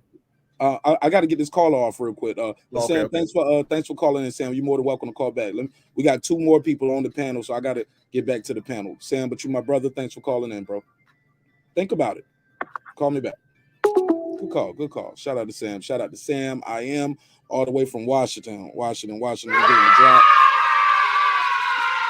All right, talk to me. Who was first? Right side, you was next. Go ahead, right side. What's on your mind, my brother? Salute, man. Salute to you, man. Goddamn. I wasn't even planning on calling in, but I won't plan on going live. I looked up, man. Shit, Reggie, just out of nowhere, bro. It's almost 2,000 views on this shit already. Hey, bro. Hey, I ain't gonna lie, y'all cooking on it, and I just said I had to call in and jump on some of what y'all talking about. My thing is with the Joe Rogan situation. You know what I'm saying? I agree with the caller, bro. I think he getting canceled for a whole nother reason. Then I think they're using that as an excuse. And if the way cancel culture is today, because you can go back and pull somebody said 10 years ago, bro, we all make mistakes. We all say shit off the cuff. You know what I'm saying? So I don't like that shit, bro. I just don't like it because first off, I don't like canceling nobody. I think everybody got a right to say what they to feel how they feel, say what they gonna say, regardless if I agree with it, even if I think it's racist. I think they got a right to say it at the end of the day. You know what I'm saying? Because they got their God given gift of free speech. You know what I'm saying? Get it off your chest. If that's how you feel, that's on you. It ain't affecting me. And so at the end of the day, with this Joe Rogan thing, his words don't really affect me like that. You know what I'm saying? I try to look at things that really have an effect on my life. And somebody saying the N word or whatever they're doing, you know what I'm saying? I don't like the part of being canceled for it because it's going to get to a point we already being censored. You know what I'm saying? There's certain things on YouTube right now that we can't say on this channel, or hell, you might be kicked off for a week or two. You know what I'm saying? So I just think that I hate the portion of censorship, and I don't think that canceling anybody for what they say, you know what I'm saying, is a good thing. And it sets up a very slippery slope and a dangerous standard for everybody, for everyone. You know what I'm saying? And we all, like I said, we all have opinions and we all entitled to our opinions, whether anybody agrees or disagrees. You know what I'm saying? It's an opinion. It's your thoughts. And I can't blame nobody for how they think. I don't have to agree with it. But at the end of the day, they shouldn't be canceled for it. And so that's where I'm gonna start at. But I know we got somebody else on here too, so I'm gonna pass it on and I'll jump back on in a second. For sure. Go ahead, Deuce. I think you was next. Go ahead, Deuce. Just pulled up. Welcome home. Welcome home. Welcome home. My guy Deuce Times. What's going on, folks? What's popping with it, man? West, y'all. I'm trying to say, like, man, we also gotta separate the two things.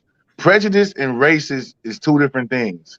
We all have prejudices is within us about whatever, black or white, green or red, whatever. You know what I mean? But racism is a whole different thing. And if everything's racist, nothing is. That was it. Hey, Marq. Go ahead, sir. Hey, I just wanted to say with the caller, it is a certain thing I do agree with what the caller just said. He did say there are some, you know, I think what he was trying to say, there are some black folks, right? They be spewing like racism on social media, right? And my example of that is that we know, I ain't gonna mention no names. We know there are some black YouTube content creators who be spewing racist rhetoric towards black folks, like to the point that they wish a genocide on black folks, and it's be coming out of black people's mouths, or somebody that be, you know, like blatantly dissing the sisters. You know what I'm saying? Like to the point, I'm talking about some of the worst racist words they could use, and they be using it against their own people. Is it just a one-off thing, or they do it all the time? They do it all the time. Now, I mean, I ain't gonna get us do. I'm not, huh? Why do you continue to watch it all the time? Why do you subscribe to it? I don't watch it all the time. What I'm saying, I don't mean because before I had watched it before, but I don't watch it anymore. But once you see it one time, though, you make a conscious decision to be a part of it. Do you click the report button on YouTube? Say, hey, this is hate speech. Do you unsubscribe? Do you just tell YouTube I don't want to see this popping up on my feed? I'm not subscribed to it, man. What I'm saying is, back when I used to watch it, I used to get in an argument with the dude. You know what I'm saying? And I was like, yo, like I don't understand, like, why are you shitting on our sisters like that? You know, like I don't understand. You might have had a bad experience with them, but you generalizing you know what I'm saying, sisters, then you generalizing, you know, us black people as a whole, like we the most evilest thing. And they got, and, you know, like I said, this was years ago. I used to go back and forth with this dude, but you know, finally came to the point I was like, I'm wasting my time even doing this because I understand what it is. It's all about the views. It's all about, you know, getting the donations and everything, you know, getting the popularity out. Now, people have been reporting this guy. They shut down his channels. They'll pop up with a new one. Do the same shit. Shut down his channel, pop up a new one. So, yeah, salacious. It's a field out there for that type of salacious journalism. Some people subscribe to it, some people support it, some people don't. It is what it is. Let's keep it moving though. Let's pass it around. Go ahead. Think the boxing scholar and Reggie was trying to talk before the phone rang. Phone been ringing, man. So try to get. I want you guys to make sure you get your bars. One thing I don't put on my video on my page is videos about race, and that's because I feel like, man, once you step in and boo boo, you get on your shoe, man, your whole channel has to be devoted to that. Because no, you don't. I talk about race all the time. No, you don't. I'm pretty sure you get trolled all the time. So this is what happened when I was first on YouTube. I didn't even know what the LDBC was. I got accused of being part of the LDBC so many times, and this is what those viewers won't realize. Dante, Boxing Nation, all them, they be having like 300 some subs. All of those people ain't black. A lot of those people are people that are just obsessed with race, and they use the term race bait. How could you bait somebody that ain't got race in them? If I put broccoli on the table for my kid to eat, am I broccoli baiting him? He don't like broccoli. He not gonna eat it. You know why? Because he don't like broccoli. If racism is not in you, boxing was built on racism and tribalism, and that's just a fact. It was started on those two things. People would show up and cheer. It was just like it was in Harlem Nights. They would stand up when their fighter landed the fight, the white fighter or the black fighter. It was just like that. The biggest fights of all time was black versus white or Mexican versus black. And that's why Floyd made a whole career off of fighting Mexican fighters on Cinco de Mayo. And he's not a knockout artist. He sold race. That's why he was able to his brand to where it was. So the people on YouTube that get donations and stuff that don't even really know a lot about boxing, they're selling race, but people are tuning into them, and they're not all black because they're obsessed with race. They'll rather give a $20 donation to somebody to have their biases reinforced than buy a pay-per-view fight for $70. They'll boycott a pay-per-view fight, but donate to somebody just because they're talking about race, or they talking about the opposite. They either talking about those channels or they are part of those channels. And I think that's wildly absurd. I mean, to each his own. Look, when you're not that creative, man, you're not that good, you don't have good delivery, you don't know how to run a show, you got to do what you got to do. Get your money, my nigga. You know what I'm saying? Wrong episode to be using the N-word. I'm sorry, y'all. I'm sorry. But yeah, my nigga, get your money. I don't care. Get it how you live. Because it's a market for that shit. And I ain't trying to knock nobody hustle. I just don't subscribe to that shit. I always use this analogy, and I know it's absurd, it's extreme, but I'll say it like this. I don't like gay porn. I like heterosexual sex porn, like man and a woman. Simple as that. So I don't watch gay porn. Simple as that. So I couldn't tell you what they doing on the gay porn. I couldn't tell you who's the biggest gay porn star. I don't subscribe to it. So you get what I'm saying? So if you know about it and you can spew it out like that, you watching it, you into it, you a part of it.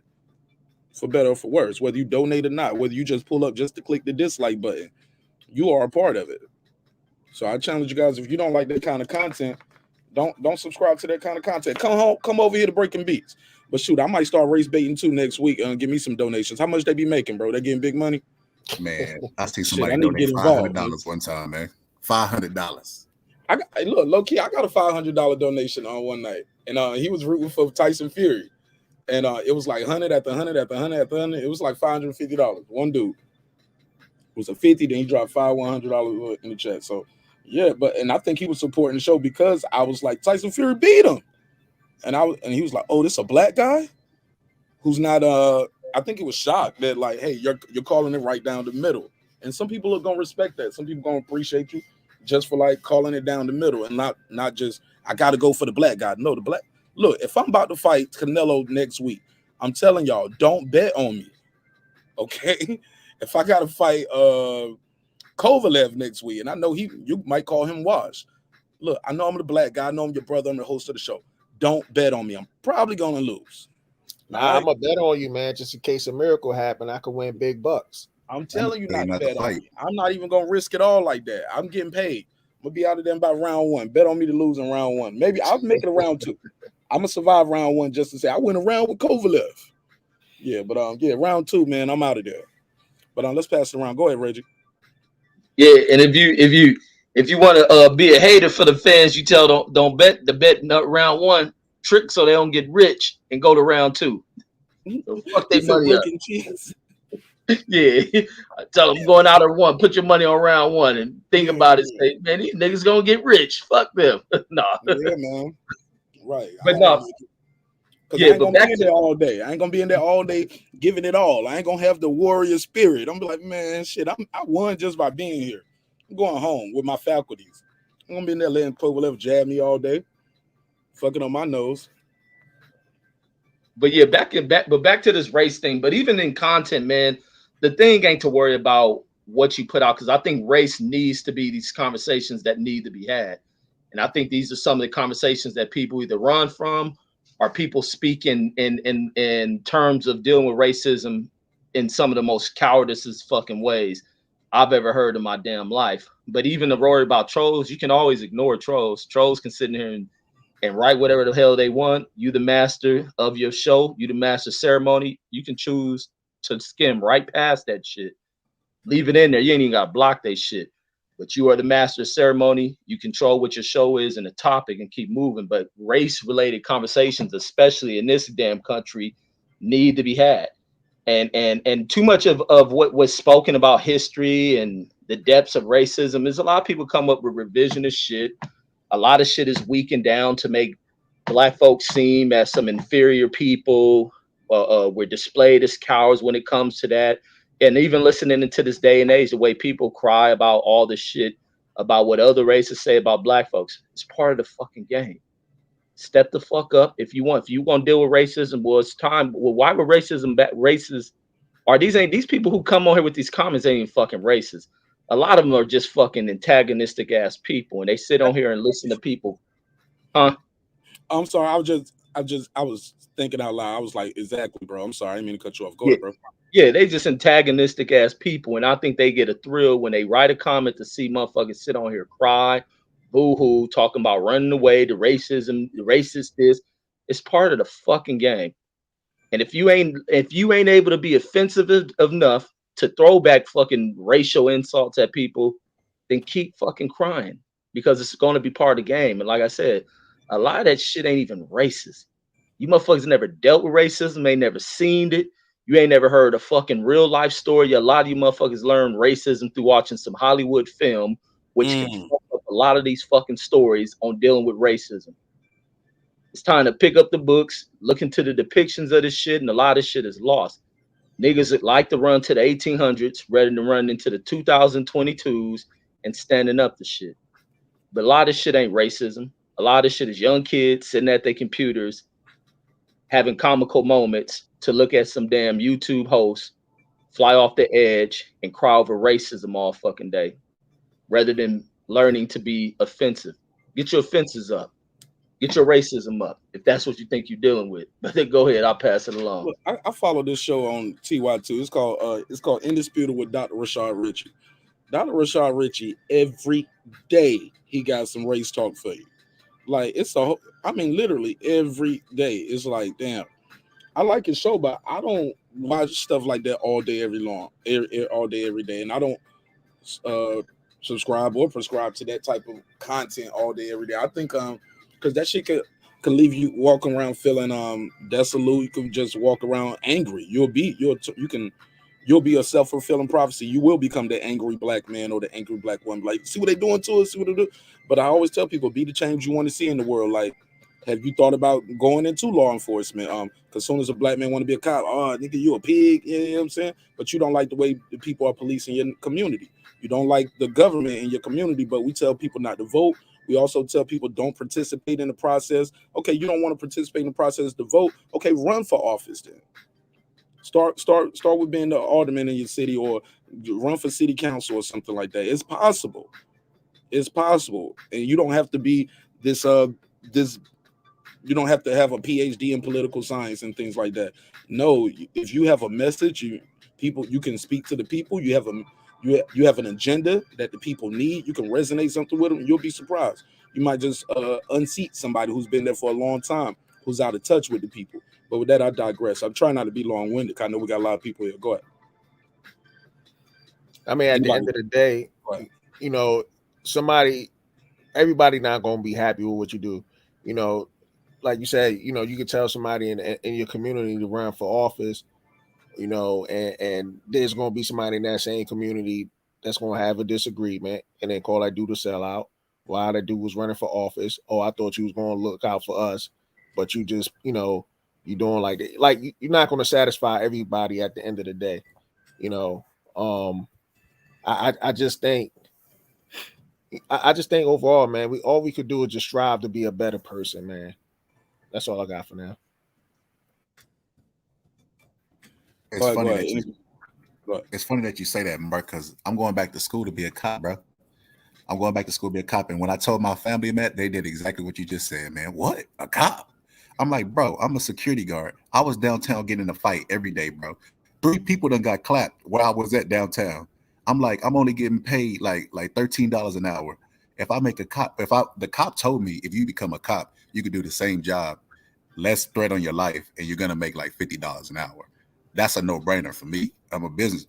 That's a no-brainer for me. But man, my family, they would, except for my mom, everybody else, like the males mostly, they was like, man, you want to go be a cop? But to clean up the LDBC, it's no shame in taking care of your family. And being the change that I'm talking about. We can't just keep talking about the cops if we're not going. It's natural to treat somebody that looks like you, to give them a little bit better service. Meaning, like if I was a doctor, right, and I see you, bro. But go ahead. If I was a doctor, right, everybody that come in, I'm gonna treat based off of the science, right. But I'm gonna give a little extra care to the black person I don't think has healthcare insurance. You get what I'm trying to say? When my mama went to the hospital, she didn't have healthcare insurance, but she had a black doctor. That black doctor applied for Medicaid, Medicare. He tried to get her a wound care nurse. He tried to get her all these benefits without having insurance because she was black. And he probably seen his mama when he looked at my mama. So he's a little bit, it's like I said, tribal, man. He's a little bit more partial on my mama because he's black. He's not gonna treat any white person bad that comes in there because he's a doctor and he's sworn in, but he's going to give a little bit extra love to a black person. It's the same way if I pull anybody on this panel over, hypothetically, I ain't going to pull y'all over. Y'all not even in Texas. But if I pull you over and I see you, I know that you're nervous like I would be nervous if a cop pulled me over. I can relate. You get what I'm saying? So we need representation in all these things. But this is why I don't get into the race conversation, because that conversation ain't got nothing to do with boxing. Man, I try to leave it just purely boxing, because boxing ain't gonna change the world. You remember when Dave Chappelle was saying we put too much emphasis on athletes and stuff, and everybody be like, "Where's Ja?" That's true, man. That's true. So we got Ja Rule here. What do you think about this? When the towers fell, talking to Ja Rule about it. And they put a clip together on the internet where that really did happen. They really brought Ja Rule on Fox News to talk about an issue, because celebrities ain't gonna save the change. Gonna start with us, but it's hard to get unity. You see the other caller, he called in there and said, "I ain't seen none of you Negroes on the panel angry. I ain't seen none of you Negroes on the panel bring this up. COVID. Man, I ain't met one black person that don't believe in a conspiracy, man. So what is you defending Joe Rogan? I don't understand. What is your stance? We know your Why is it a conspiracy? Why is it a conspiracy? Why is it a conspiracy? It's a conspiracy because the issue is Joe Rogan saying the N-word. That's why black people mad at him. We don't care about the COVID stuff. I don't, at least. I'm pretty sure I can speak for every black person. We don't care about the COVID stuff, because he's not even against vaccines. He just brings people on his show with different opinions. That's what got him in the hot seat. To be honest, all the way honest with you, I think the media is jealous of Joe Rogan because he has a big following and they're really, really loyal to him. And he can demand the $200 million from Spotify, and they can't do that. So they really hating on Joe Rogan. But like I said, that ain't got nothing to do. The topic that Marq asked was, do you think Joe Rogan should lose his job? And are you okay with him using the N-word? And I'm not. Do I think he should lose his job? No. I think he should be, like, if you get in trouble with your job, they call you in the office and they talk to you about it. It's understood that you can't do that anymore, because he is getting paid a lot of money. And as far as this cancel culture stuff, does anybody remember when the Dixie Chicks spoke out against the president and they was canceled? Yeah, they said something about Bush, and they was canceled because it was wartime, and it was always understood that you don't speak out against your president in wartime. But they were canceled. The whole country was in agreement to cancel them. We've always been in cancel culture. This ain't nothing new, basically, is the point that I'm making. They didn't cancel Kanye when he was like, George Bush don't care about black people. That Kanye is still Kanye out here right now. He out here Kanye-ing right now. Kanye was begging for money from because Kanye's but this is the thing. Like, people can't cancel unapologetic people. People cancel those who submit. And that's the thing with people. People have to hold their ground and stay unapologetic and stand on what they mean, as long as they're conscious of what they're saying. Because sometimes we freestyle and let shit fly out our mouth and may say things that can be offensive. That's just like we can have conversations, have a lady on here, and I can speak on something and use a term and be a little bit too unthoughtful of the word, not meaning to offend, but you can easily say something to offend. Can I clean that up? Yeah. But if I thought about it, my intentions was to offend maybe a particular group, I won't clean it up. But a lot of these people just aren't unapologetic when they say shit. And some things you can hear people say, some people are just there to make comments to rile up the masses and shit. But then it comes down to this other thing with speaking of the N-word. And are people being selective of when they choose to be angry about the N-word? Is the N-word really that offensive to black folks? Are black folks just being selective about it?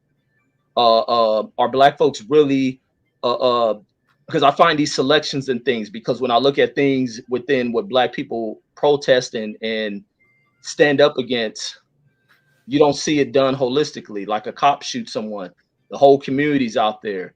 But that's probably a small percentage of killings or shooting that occurs in our community, when the bulk of 95% of the killings that happen in our community happens from people within the community. And there's no outcry. There's only crying because the person is dead and trying to raise money for fucking funerals. But that same outcry against the people who should be addressed, we don't address the proper shit. We cry over people who use it, say the N-word or say some old racist offensive shit, but we don't say nothing about the white man who is stopping you from moving up, from stopping other black folks from moving up in the company, from being hired into certain positions in the company. We ain't real about what the fuck we want to cry about, what is racism. That's why I say in 2022, Negroes don't know what the fuck racism is unless they see some shit on a fucking movie. Negroes, this is why Negroes stay in last place, because they want to be revolutionary about the wrong fucking thing. The wrong fucking things. Yeah, go ahead. No, I was just going I thought you was done, but go ahead.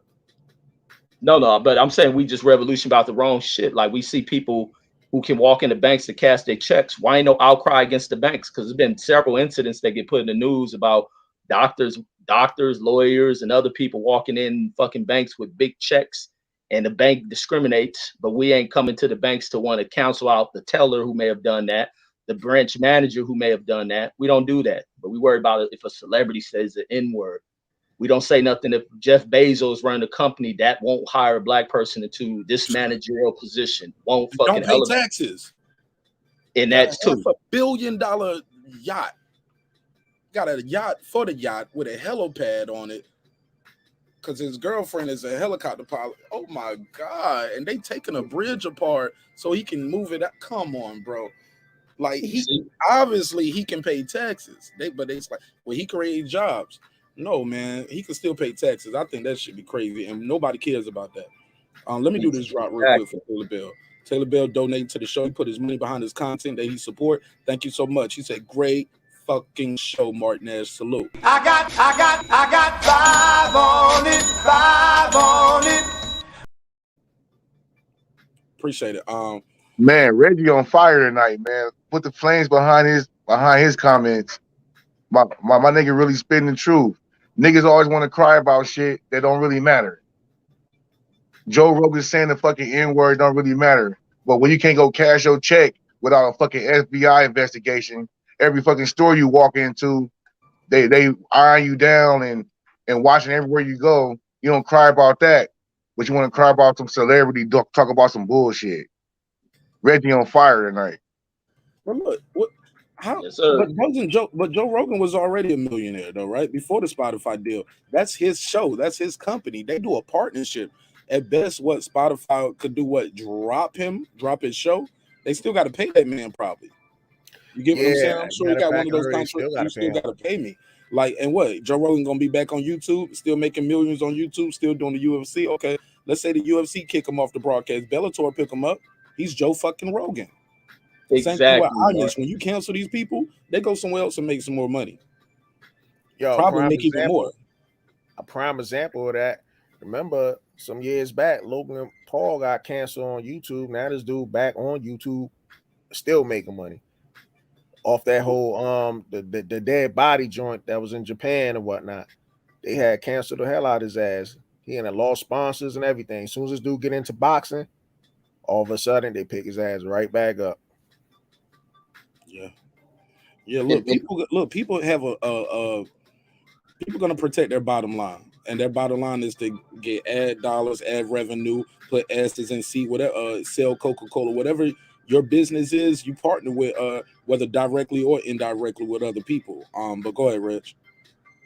Yeah, I was gonna say that when you bring up the point about canceling Joe Rogan, like let them cancel Joe Rogan. It doesn't hurt Joe Rogan as much as it, and this is where this dude has become such a brilliant person in his profession. Removing Joe Rogan as a commentator, that kind of puts a little ding into the UFC, and it's whether or not Joe Rogan wants to go somewhere else. That dude is a very, very valuable asset from the commentary side of things. Spotify get rid of him. Spotify went after him. He ain't go to interview for Spotify. They seen what the hell he was doing here on YouTube and what they needed for growth over on their platform, and their platform has grown with that guy up over there. What did they lose by firing him? Joe Rogan don't give a fuck. Plus, he got a contract that has certain agreements if they terminate it. He makes off like a fat rat without having to put the work. Then he comes back to YouTube and puts in the work. The guy is great at what the fuck he does. He doesn't need to rely on a corporation that can say, you're fired. Okay, you fire me? Bye. I must continue to be fucking Joe Rogan because he covers a wide variety of shit. He ain't stuck in a goddamn box. That dude is dynamic in everything that he does, regardless of him saying a fucking N-word. That's what kills me with the crybaby shit that comes from black folks. And this is why some black folks, white people even come back with, you play the victim mentality shit. And in some cases, they ain't fucking lying. Negroes have to stop this victim mentality shit. Because a lot of times shit ain't race. That's like I was telling a homegirl the other day where she said she works at a job and it was some shit occurring where this person doing this and they doing that. And she feels that it's racism because there's not a lot of black folks there. And I'm like, and I say, man, don't buy into that shit. And I'm like, that becomes a problem with us. That we think because we're in a predominantly white community, a white company and shit, that they're making decisions against us based on race. Now you leave this company, going to pursue to go work at some damn black institution, and you get the same shit happening. Someone telling you can't do this. They're monitoring you on this. They're denying you for that. Now, what is the excuse? Does racism play into it? Or no, someone has it out for me. This bitch, that bitch, da-da-da. Like, you just dealing with certain human characteristic, human involvement and shit. And sometimes people just got to make business decisions. They got to make policy decisions. And every time we can't inject racism because we're at some shit that's predominant, we got to fucking truly look at racial shit. And if it's racial shit, you address it. It ain't to run away from that shit. You address racist shit if it's there at when it is spewed out towards you. You address it on site. I'm gonna give a fuck if my motherfucking CEO says some shit sideways to me. I'm gonna check that motherfucker. And we're gonna go from there. I'm gonna kick up dust like a motherfucker. We're gonna flip furniture in this mud. And then they're gonna wonder what happened. Oh, this motherfucking punk motherfucker said some racist shit. I ain't about to go sitting on the camera crying and all that shit. The same way black folks don't do crying when they feel disrespected by a black person. Our approaches to each other is so fucked up. A black person can look at you a certain way, you ready to blow his head off. A black person can disagree with you, you ready to blow his fucking head off. But you don't have that same energy when it comes to other shit. You tuck your tail crying, talking about his racism. No, maybe that white person just disagreed with your fucking ass. But go ahead. Got a question for you, Reg, and I'll open it back up to everybody else. But Reg, when you say this, and Not trying to be argumentative, but I'm just trying to be fair, No, right? let's And I'm gonna go. speak from here we go. When you say, well, black folks be complaining, black folks be doing this, and what getting people canceled, other groups are protected though, Reggie. You can't be up here saying maggot with the F in front of it, or they're gonna want to take you down. That's considered hate speech. You can't be out here you can't be out here saying certain thing about the Jewish community. They'll sit you down. So, but when black folks want somebody to sit down for somebody disrespected them, do you have a problem with that? It seems like now they playing victim, or they got a victim mentality. They're like, no, like I say, they just want. Look, they've been fighting for equal treatment for what, since forever, right? So, what you think of that? No, you can get hate speech for saying certain shit about black people as well. Paula Dean got one. Her fire was behind hate speech about black folks. This ain't just no other people's shit. And a lot of times when people are saying certain shit to class of people, that shit coming from a place of hate. A lot of shit thrown at Jews come from a place of hate. This most recent shit thrown at what they think Asians got all these protections, which they don't. But they have to fucking have something to stop people from addressing and attacking them over this virus shit, because people went delusional and crazy. But there's protection for all groups of people. Elderly people have protections. That's what I'm saying, Reggie. But it seemed like you were saying, with black folks, y'all keep complaining and shit like that. Like, no, people just saying, hey, that's wrong. They call it out. They speak on it. What's wrong with that? Yeah, but there are protections, because if you find discrimination in the company, you can sue that company. But a lot of times people go way off base when it comes to racism. Racism is always the deflection thrown into something when it may not even be racism. A person can't cheer for this person or make a critical opinion of something of a black person without people, oh, this white motherfucker hating because I'm like, maybe that ain't the point. If a black person can have the same opinion, like, it's just an opinion. It's either yay or nay in a lot of these situations. Now, when you're dealing with a racist motherfucker, you got to be able to identify that shit. So many people allow racist people to fucking go on decades and shit without ever identifying that shit. You have to identify shit and address it at the forefront of things. Like digging up old dirt sometimes is played out to me. Like some of that old shit is just played out to me. Hey, look, I don't care how long you did something. Like some people say it's no statute of limitations on disrespect. Okay, I didn't know you said that then. I know now. Now I don't fuck with you.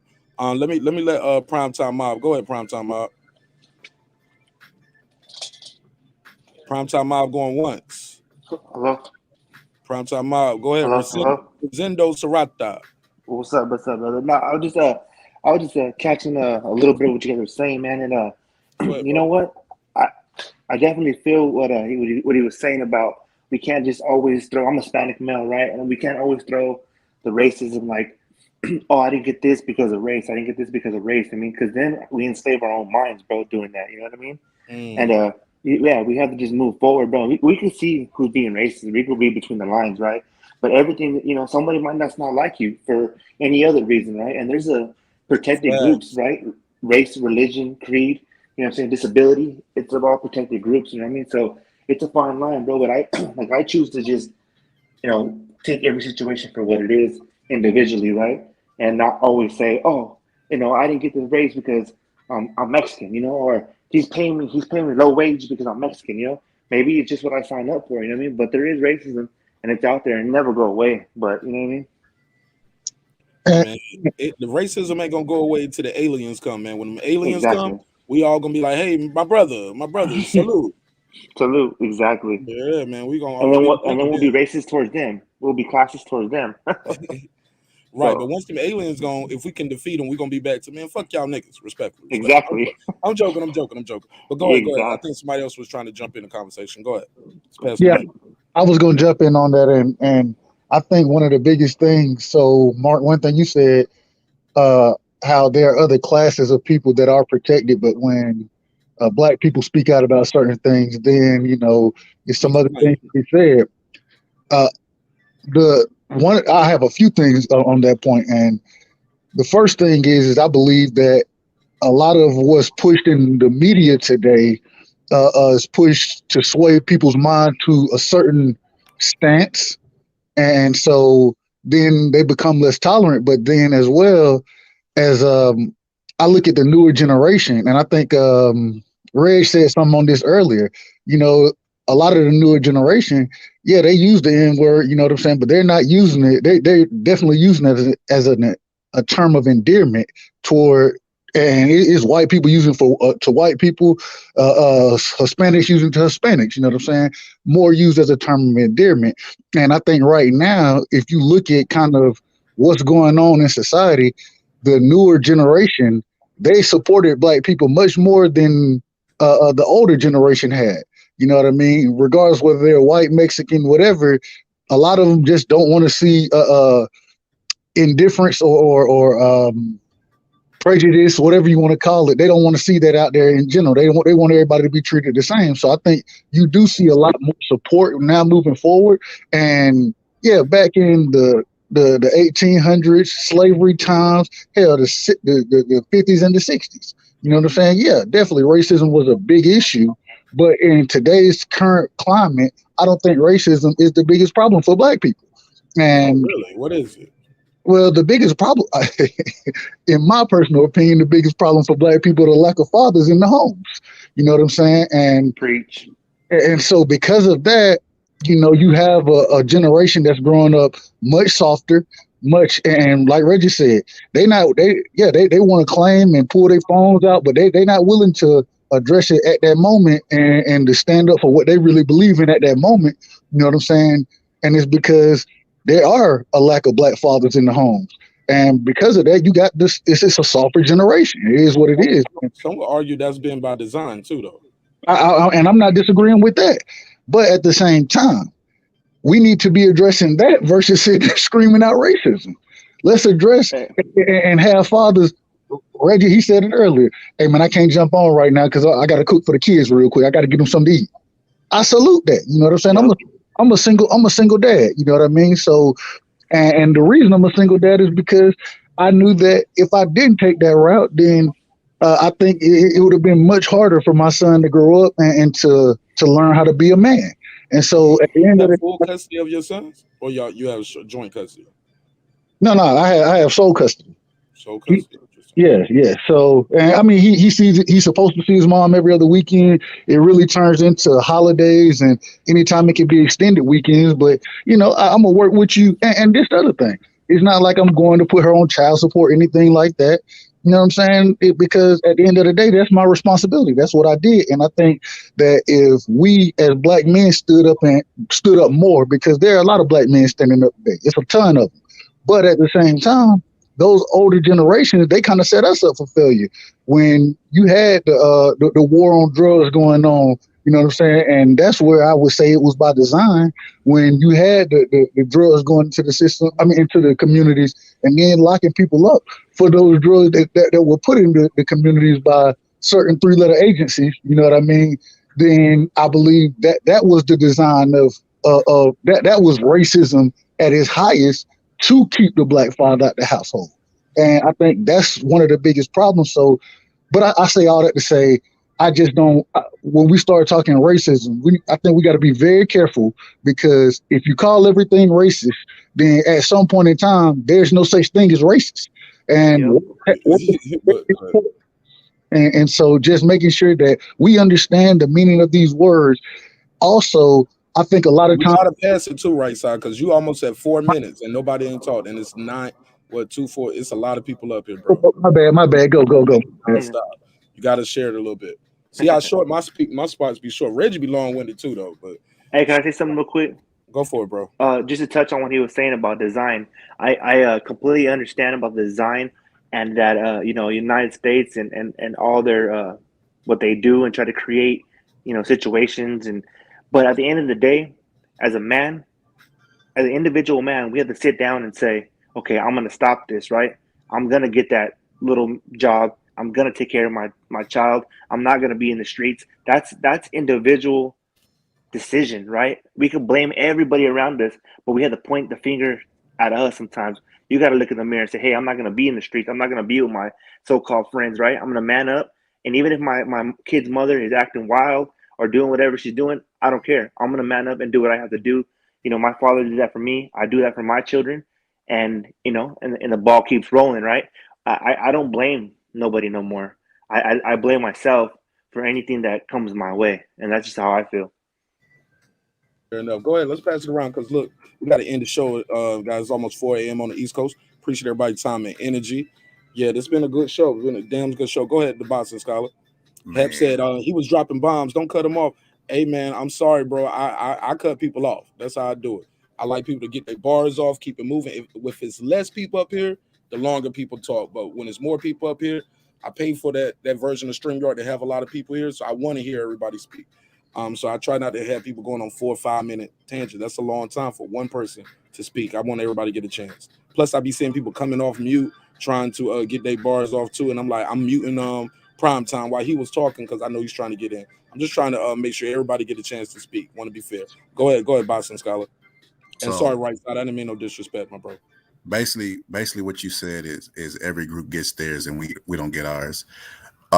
If you go back in the day and listen to what politicians would say, the arguments that they're making was that black people was immoral, they didn't raise their kids, they wasn't in the house. All the meanwhile they making systems to create those type of environments, and it was still vilifying them. Everybody on this panel, I'm assuming, because I done heard 3 or 4 people talk about their kids is raising their kids, so that's a fallacy. They say black people don't unite. Most of the people on this panel is black, so that's a fallacy also.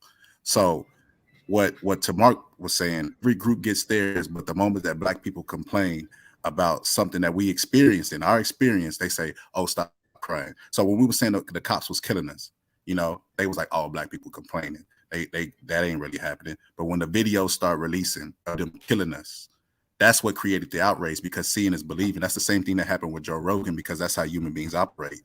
It out of sight, out of mind. If we see it, we believe it.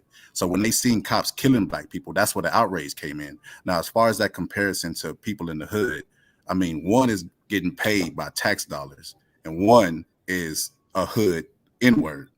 That's what hood N-words do. But if you look at the actual murder rates, I told you I'm in school to be a cop. The murder rates are higher for white people than they are for black people. So there's another fallacy that black people murder.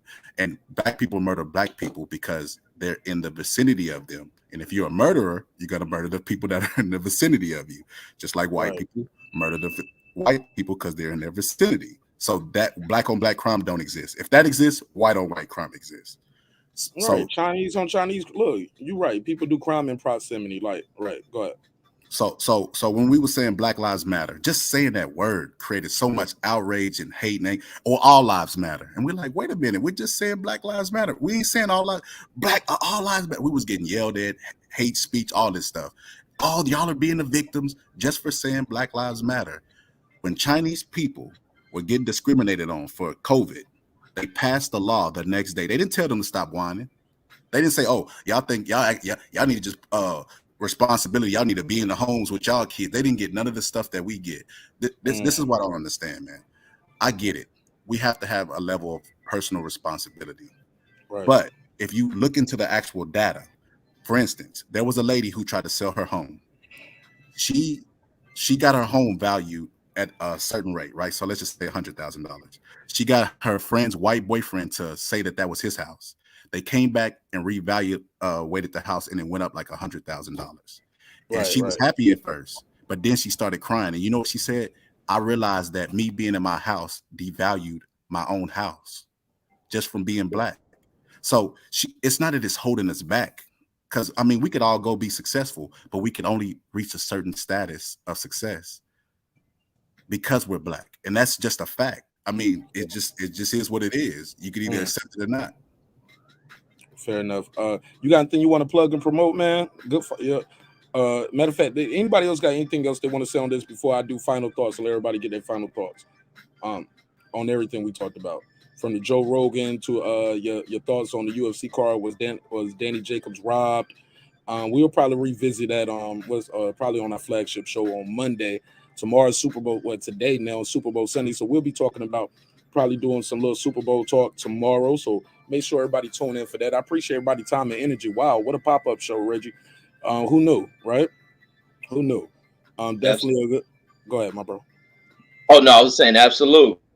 Yeah, we did over 2.2 thousand views on this random pop-up. At one point, we had over 100 people here. So how about that? Go ahead. Anybody got anything they want to say about any of this? And guys, join my Facebook group on Breaking Beats Facebook group, seeing like you see it on the screen, and make sure you post your content over there too. We'll love to support and promote whatever you got going on. Anybody on the panel got anything they want to plug and promote? Or Hey, Mark, any I was thoughts? gonna ask you, Mark, because I see the Breaking Beats. So you actually create, like, make beats and stuff like that? Oh, I do make beats too. Yeah, my Okay, artist, producer, engineer, right? Yeah. I'm gonna have to holler at you. I need some beats. Okay, holler at me. All right. You got anything you want to plug and promote? You got a new mixtape out or something? Got an album? Got a website? Got a Twitter, Instagram? Anything, Bold? Please promote it now, or give me your final thoughts. If not, I mean, thanks for having me on, man. Wonderful discussion, amongst the panel and stuff. And I believe everybody brought up a lot of valid points and stuff, man. And looking forward to future conversations with y'all, man. Don't be a stranger, bro. We here all the time. Make sure you got that bell click. I'll go live Monday, Wednesday, Friday at 10 o'clock. But we do pop up episodes throughout the week as well. So don't be a stranger, all right? Roger that. Welcome home, bro. Welcome home. Welcome to the neighborhood. Hey, shout out to my guy Bold. That's what I'm talking about. Good call. Right side, you got anything you want to plug and promote, my brother? No, I'm good. Hey, salute to you, Mark, for always putting a great show together. And when I see you live, I'm definitely I got the bell hit, so I definitely jump on when I get a chance. And salute to all y'all, man. Great conversation. Man, you killed that shit tonight. All of y'all did. Everybody conducted itself very respectful. I know it was a sensitive topic, but other than Deuce and Reggie, man, I think everybody conducted themselves well. Reggie and Deuce, man, y'all black folks, y'all niggas. Black, I'm like, yo. No, I'm joking. But I appreciate it, right side. You got anything you want to plug and promote, or you good? No, I'm good, bro. I'm good. Hey, y'all hit the like button, man, and hit the cash app, hit the super chats, man. Show this man some love. Putting out great content. All right, man. I'll see you tomorrow, man. We're gonna talk about this Super Bowl. Pull up, bro. All right. Appreciate you, man. Then there was two. Go ahead, the Boston Scholar. Yeah, man. I was just tuning in. I was gonna tune in tonight. I see you talking about the other night. I was talking about Snoop Dogg, but man, I stay in my lane so I don't get ran over. This is probably the one time that I ever see the Boxing Scholar talk about race on YouTube. I keep it strictly boxing, man. But me and you have to revisit that conversation about the National Commission for UFC and boxing. Yeah, I just want these guys to have uniform rules, like as far as this drug stuff, man. We got to clean up the sport. I think these penalties, that's the biggest thing for me. That's the biggest thing for me, cleaning up this sport. I do not think guys, I think the champion should fight every year, maybe twice a year. If he's not injured, got to fight twice a year. And also, guys, when these guys pop dirty on these tests, you got to sit them down 3 years, 2-3 years. I think lifetime ban. No, I mean, because something can happen the first time, but you heard him so bad. You heard him so bad. So what now? I would rank it on depending on how severe what they was taking. You know what I mean? If they was taking something that was small, they don't give you no gains. It could be like from real temper meat, not the Canelo type of meat. Like then I'd be like, all right, yeah, just give him a light suspension. But if it's something that like Sugar Shane Mosley took, give him a lifetime suspension. That's attempted murder. Yeah, I mean, I get it. That's your opinion, but like I said, I think you hurt their pockets, you hurt their fan base, make them have to sell some of the Lamborghinis. When you take somebody out that job for about 3 years, that'll also send a message to people saying, "Hey, I'm never gonna do that, or I'm never gonna do that again." But 6 months, a year, man, that ain't doing nothing. Let that guy age out of that weight some when you sit him on the bench for like 3 years, But I mean, I get you. But my thing, the second time, you're going for life. Or it might be 6 years. It's like 3, 6, then life. My G, you ain't really going to be out here popping dirty like that. If the first time is like enough to take you out. First of all, you're going to have to give up the title. You're going to be. So much is going to happen in 3 years of the sport, bro. You're not going to be the same when you get back in there 9 times out of 10. But second time could be for life, or it could be 6 years and then you're gone. But that shit that was going on with Big Baby Miller popping left and right, like some of these dudes I always popping dirty, and like what's the kid Pascal popped dirty, you know what I'm saying? Fucked up a whole event. I was ready to see him do the rematch with my boy what's his name, Badu Jack. Yeah, man, he fucked up the whole event. That was a championship fight. And Badu Jet should have still fought for that belt. They should have stripped old boy and that fight right there. And then you out, the next man up, Badu Jet, you still fighting for a title. But you know, UFC allows people to take steroids, right? No, I didn't know that. But we was talking about that the other day. Somebody was like, yo, they just tell you, hey, this is how much you can and can't take with anything, right? They got limits on certain things, right? Yeah, I got a video on my page where Rampage Jackson said that. He said they allowed him to take it. They send him to the doctor and they just keep him in like normal levels if he was like a 20-year-old. How you gonna keep a 40-year-old at normal levels of a 20-year-old? That ain't normal. If you keep him at 20, you know? Fair enough. You got anything you want to plug and promote? I hate you was late to the show, man. Wish you could have got you earlier, but it's been 2.5 hours. It's time to wrap it. I'm always tune in, support, man, and if it's something I could add to the conversation, I'm gonna hit the link. But if it ain't my lane, I'm gonna stay in so I don't get ran over, man. All right, man. Always drop that like, click that like, and stay in the comments, man. Look, if you got something positive to add, that's cool, man. And I wish more people would like that. Some people, man, I don't care what the topic is.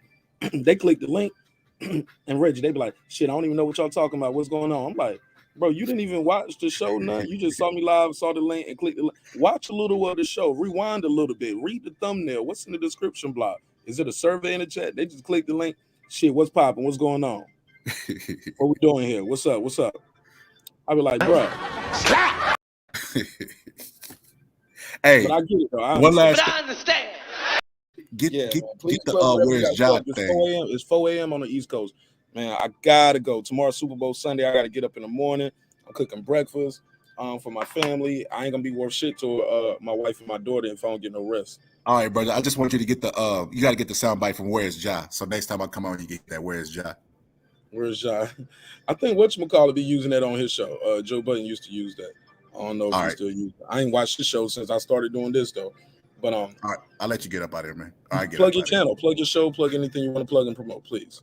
Subscribe to the channel, man. Boxing Scholar. I keep it strictly about boxing, but my boy brought me out today and I finally talked about race. So there's my opinion on race.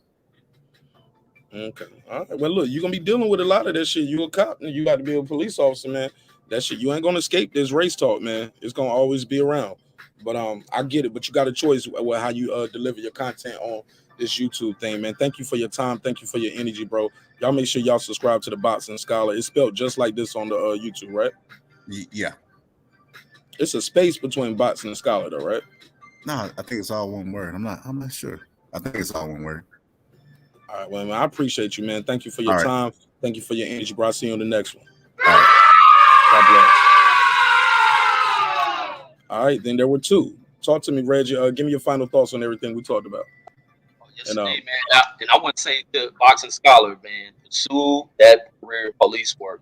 And other people out there, don't listen to people in our community who try to talk people away from law enforcement work.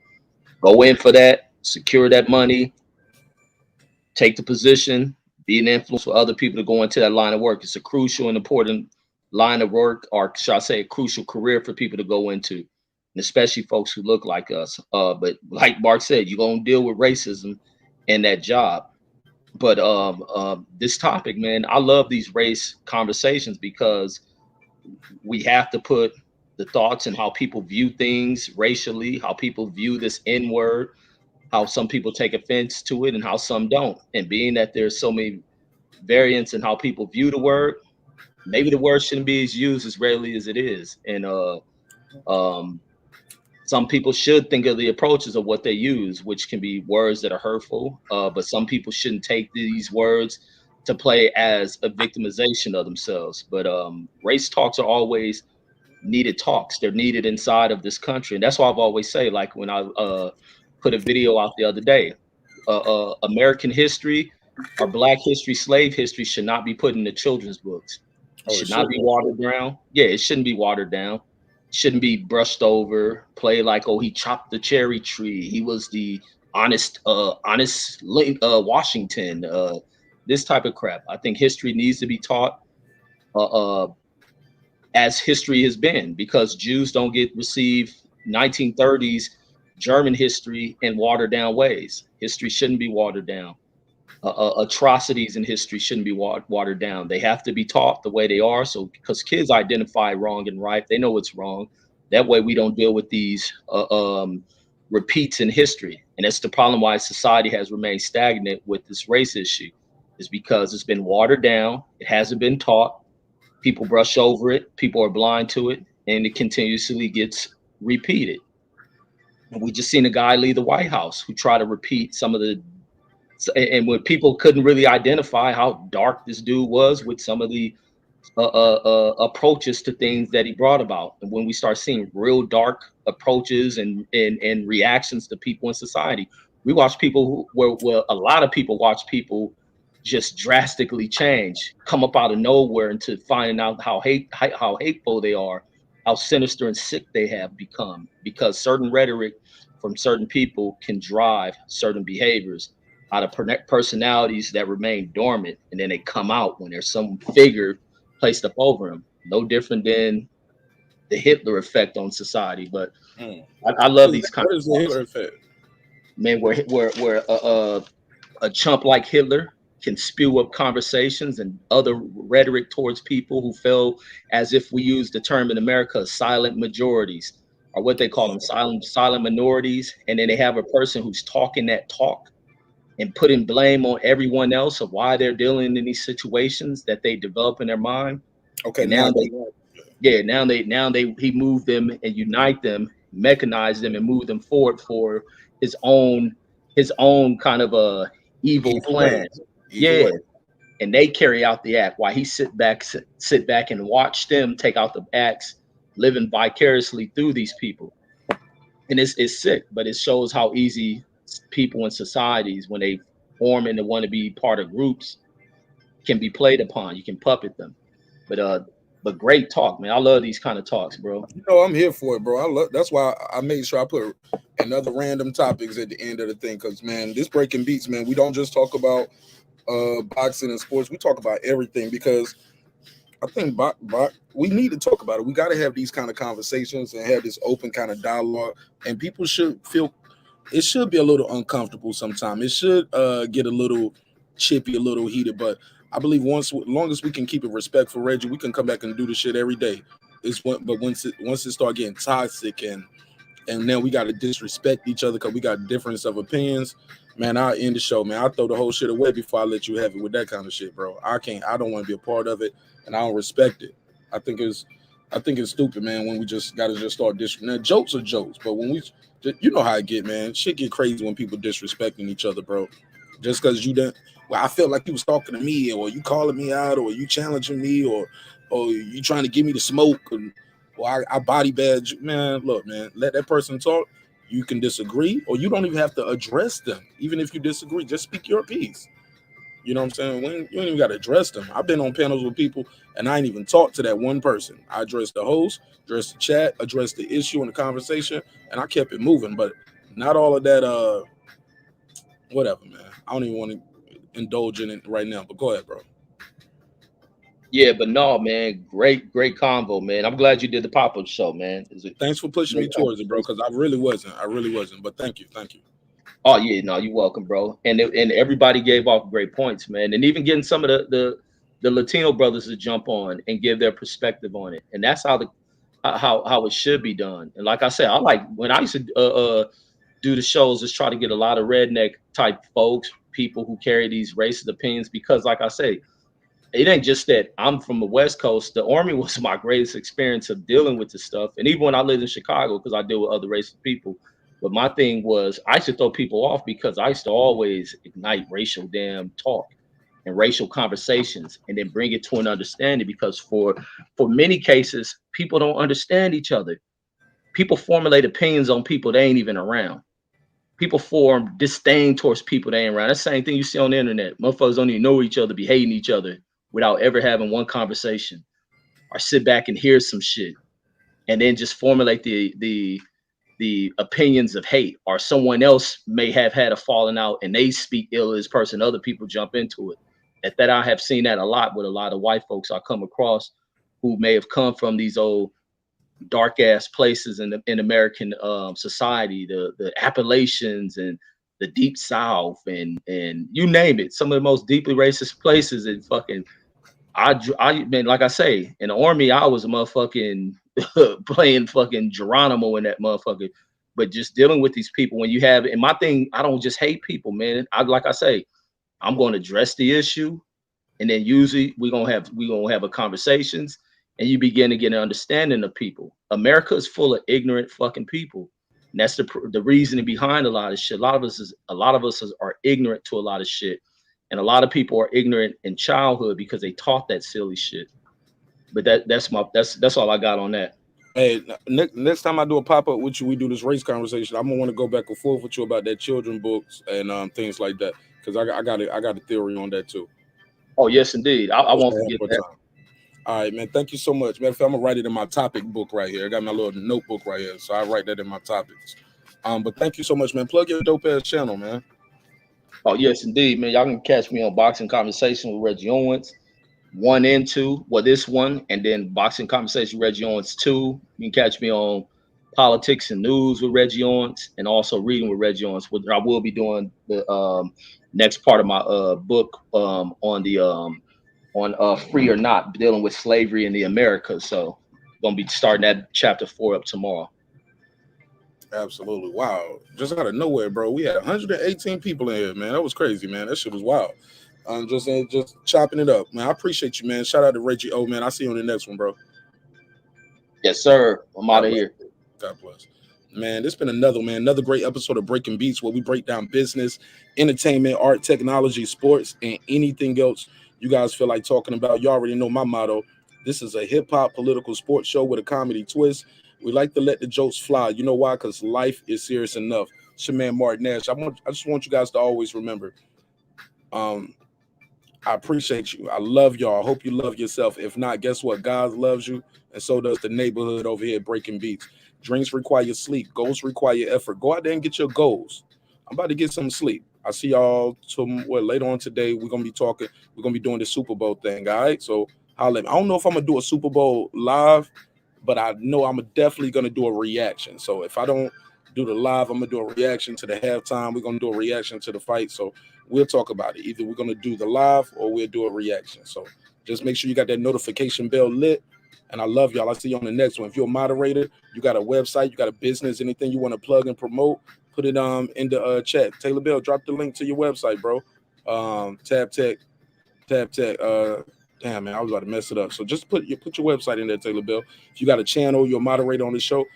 Shout out to the dude who told me earlier. He was like, yo, marqnash, I be at your show all the time. Where my wrench at? Hey, look, man, I ain't seen him since that one comment. He typed that one comment at the beginning of the show.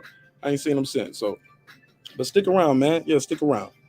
And I love y'all. I'll see you on the next one. Peace. Oh, go to marqnash.com, put in the promo code Nash27. Put in the promo code Nash27 at marqnash.com and get 15% off of everything, all the merch, all right? 15%. So that's enough for free shipping and everything. So, yeah, now we're going to end the show. See y'all. Peace. Wrong one. This that squad sound.